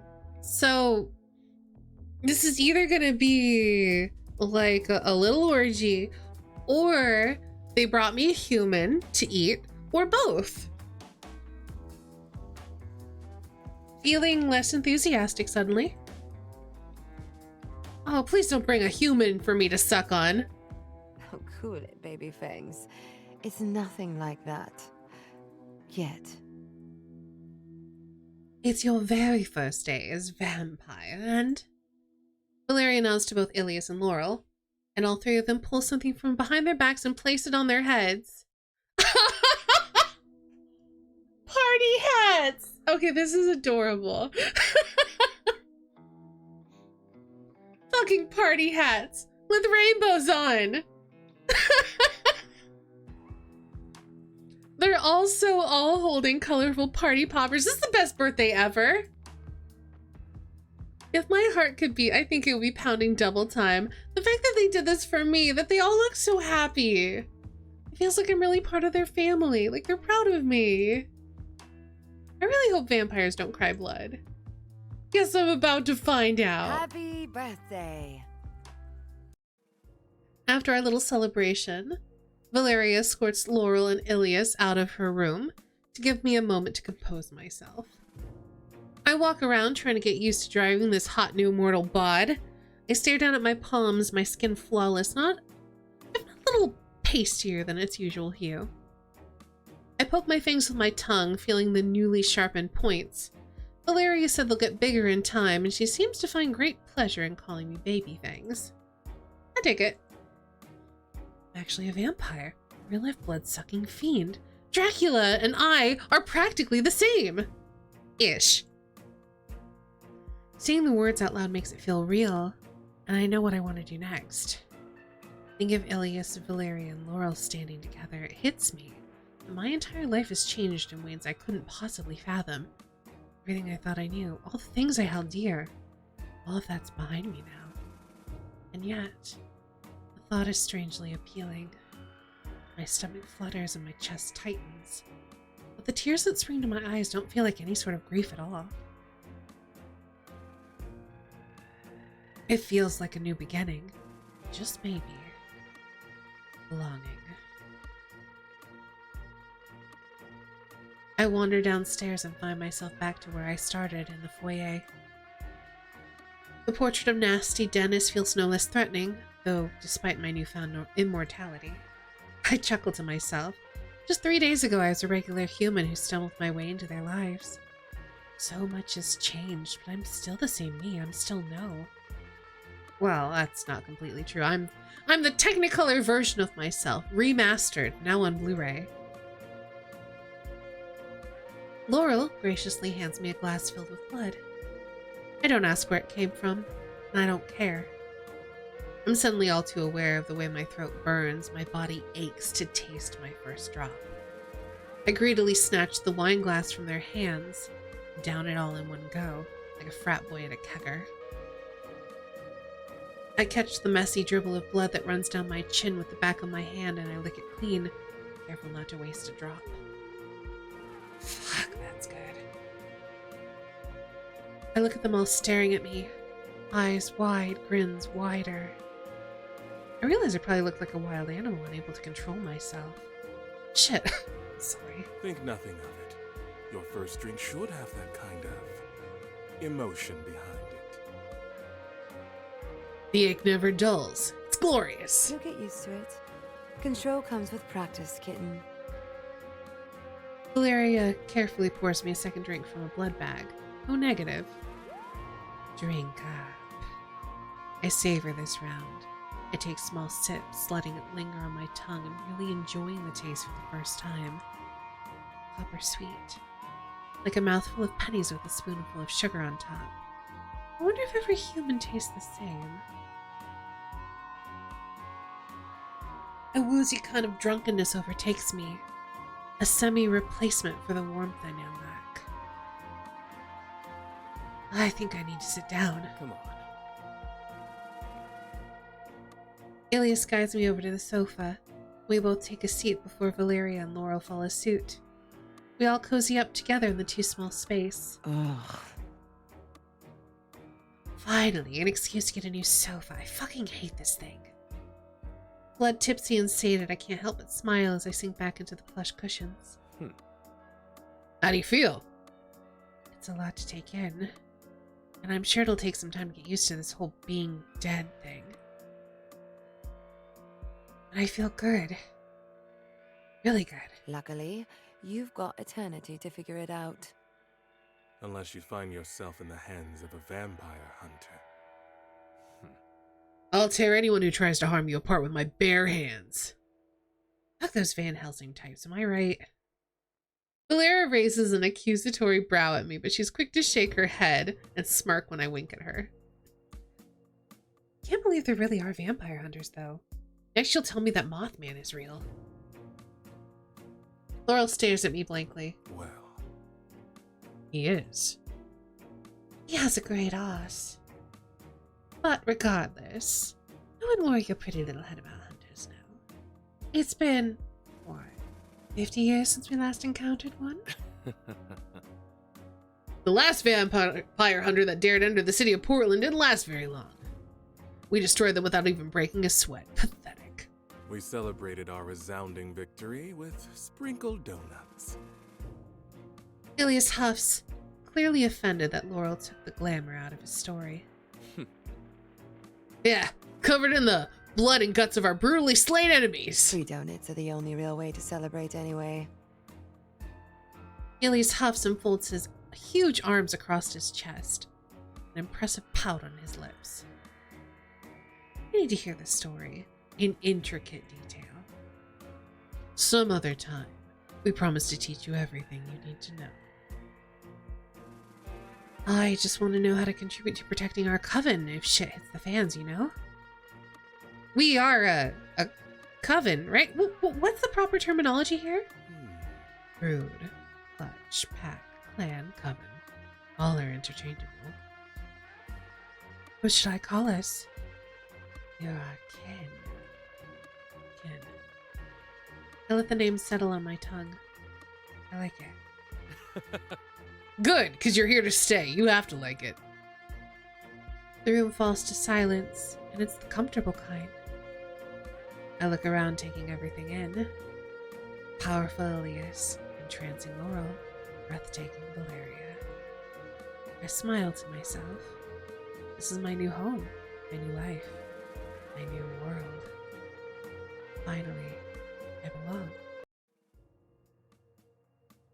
The end! Congratulations, baby things! Oh my gosh, look at this bonus art!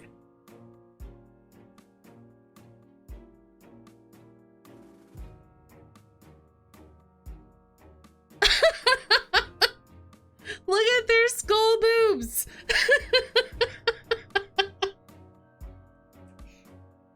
We did it, and Kane, we only died once! I mean, twice. But the second time involved being turned into a vampire, not just being dinner.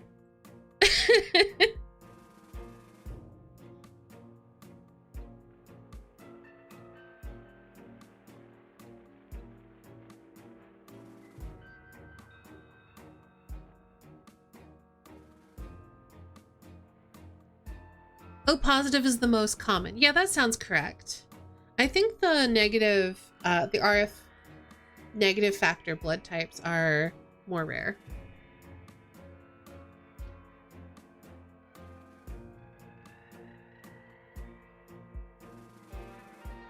Well, that was indeed a spicy vampire story. We will not be playing through the other routes, but if you want to bang some vampires, you can check it out. It's on Steam, it's on itch.io, and also they just released a new DLC where you can, I guess that's a little story about what comes next in your undead afterlife.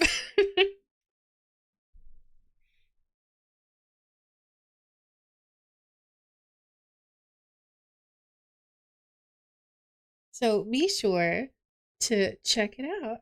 It's what I needed on this Independence Day.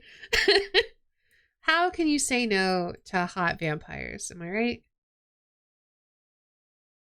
I was supposed to be on break this week, but I couldn't say no to hot vampires.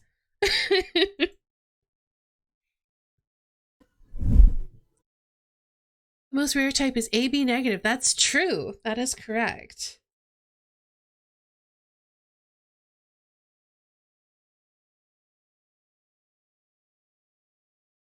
All right. So, hey, Kuro. Welcome to the end. Happy Valentine's Day to you too. We talk about blood types. Well, we did just get turned into a vampire, so we are talking a little bit about blood types. You're no negative? Oh, nice. That's what we just dined on. That was our first drink as a vampire. There are other super rare blood types outside of the ABO system. That's true. But yeah, so we're actually going to be on break for the rest of this week. So you won't be seeing me until sometime next week. I'll be sure to update Discord with my schedule. I think O positive is the most common.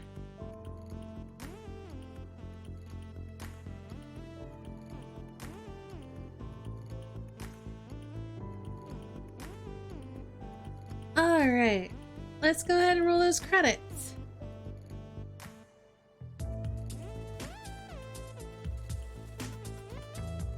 All right, thank you all so much for being here and hanging out and watching while we banged a vampire. Shout out to all of our mods for doing their mod things. Special thanks to all of our supporters over on Coffee. So like I said, we're going to be off for the rest of this week. We'll be back sometime next week. We're going to be picking back up with Morrowind, which we've been playing. We need to finish, what's it called? Stranded Deep.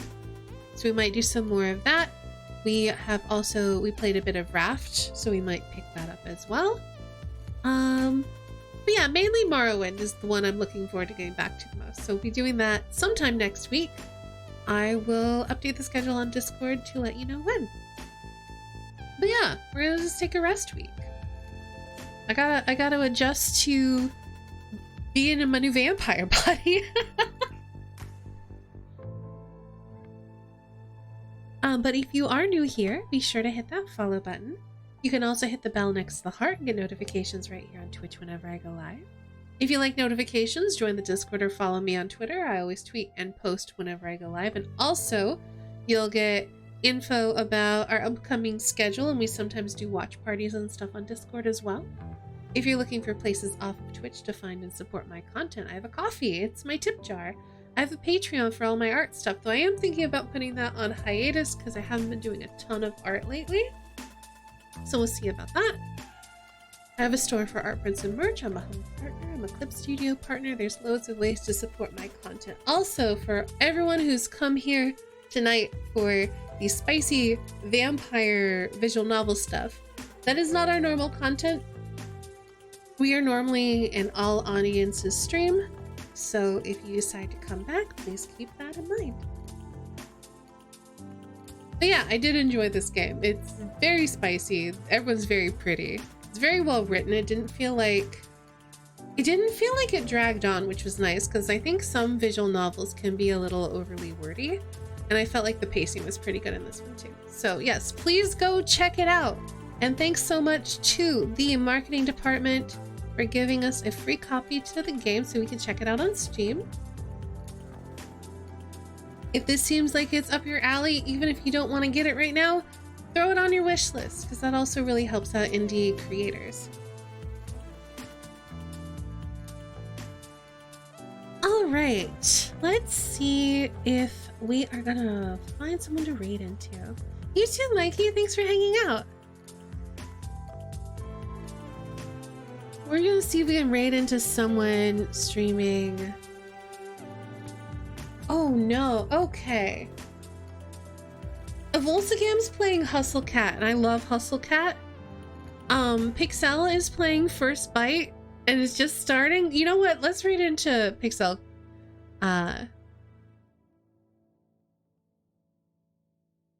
Pixel Creature is another member of Team Emporium. She is I think they use they, them pronouns. They are a VTuber.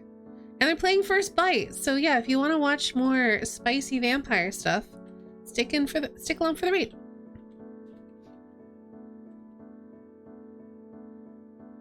Just making sure I'm spelling their name correctly.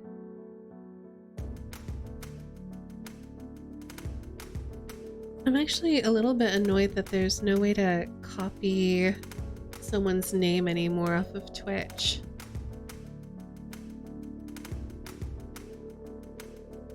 Alright, as always, thank you all. That's not the right command. Thank you all so much for being here, hanging out, and watching.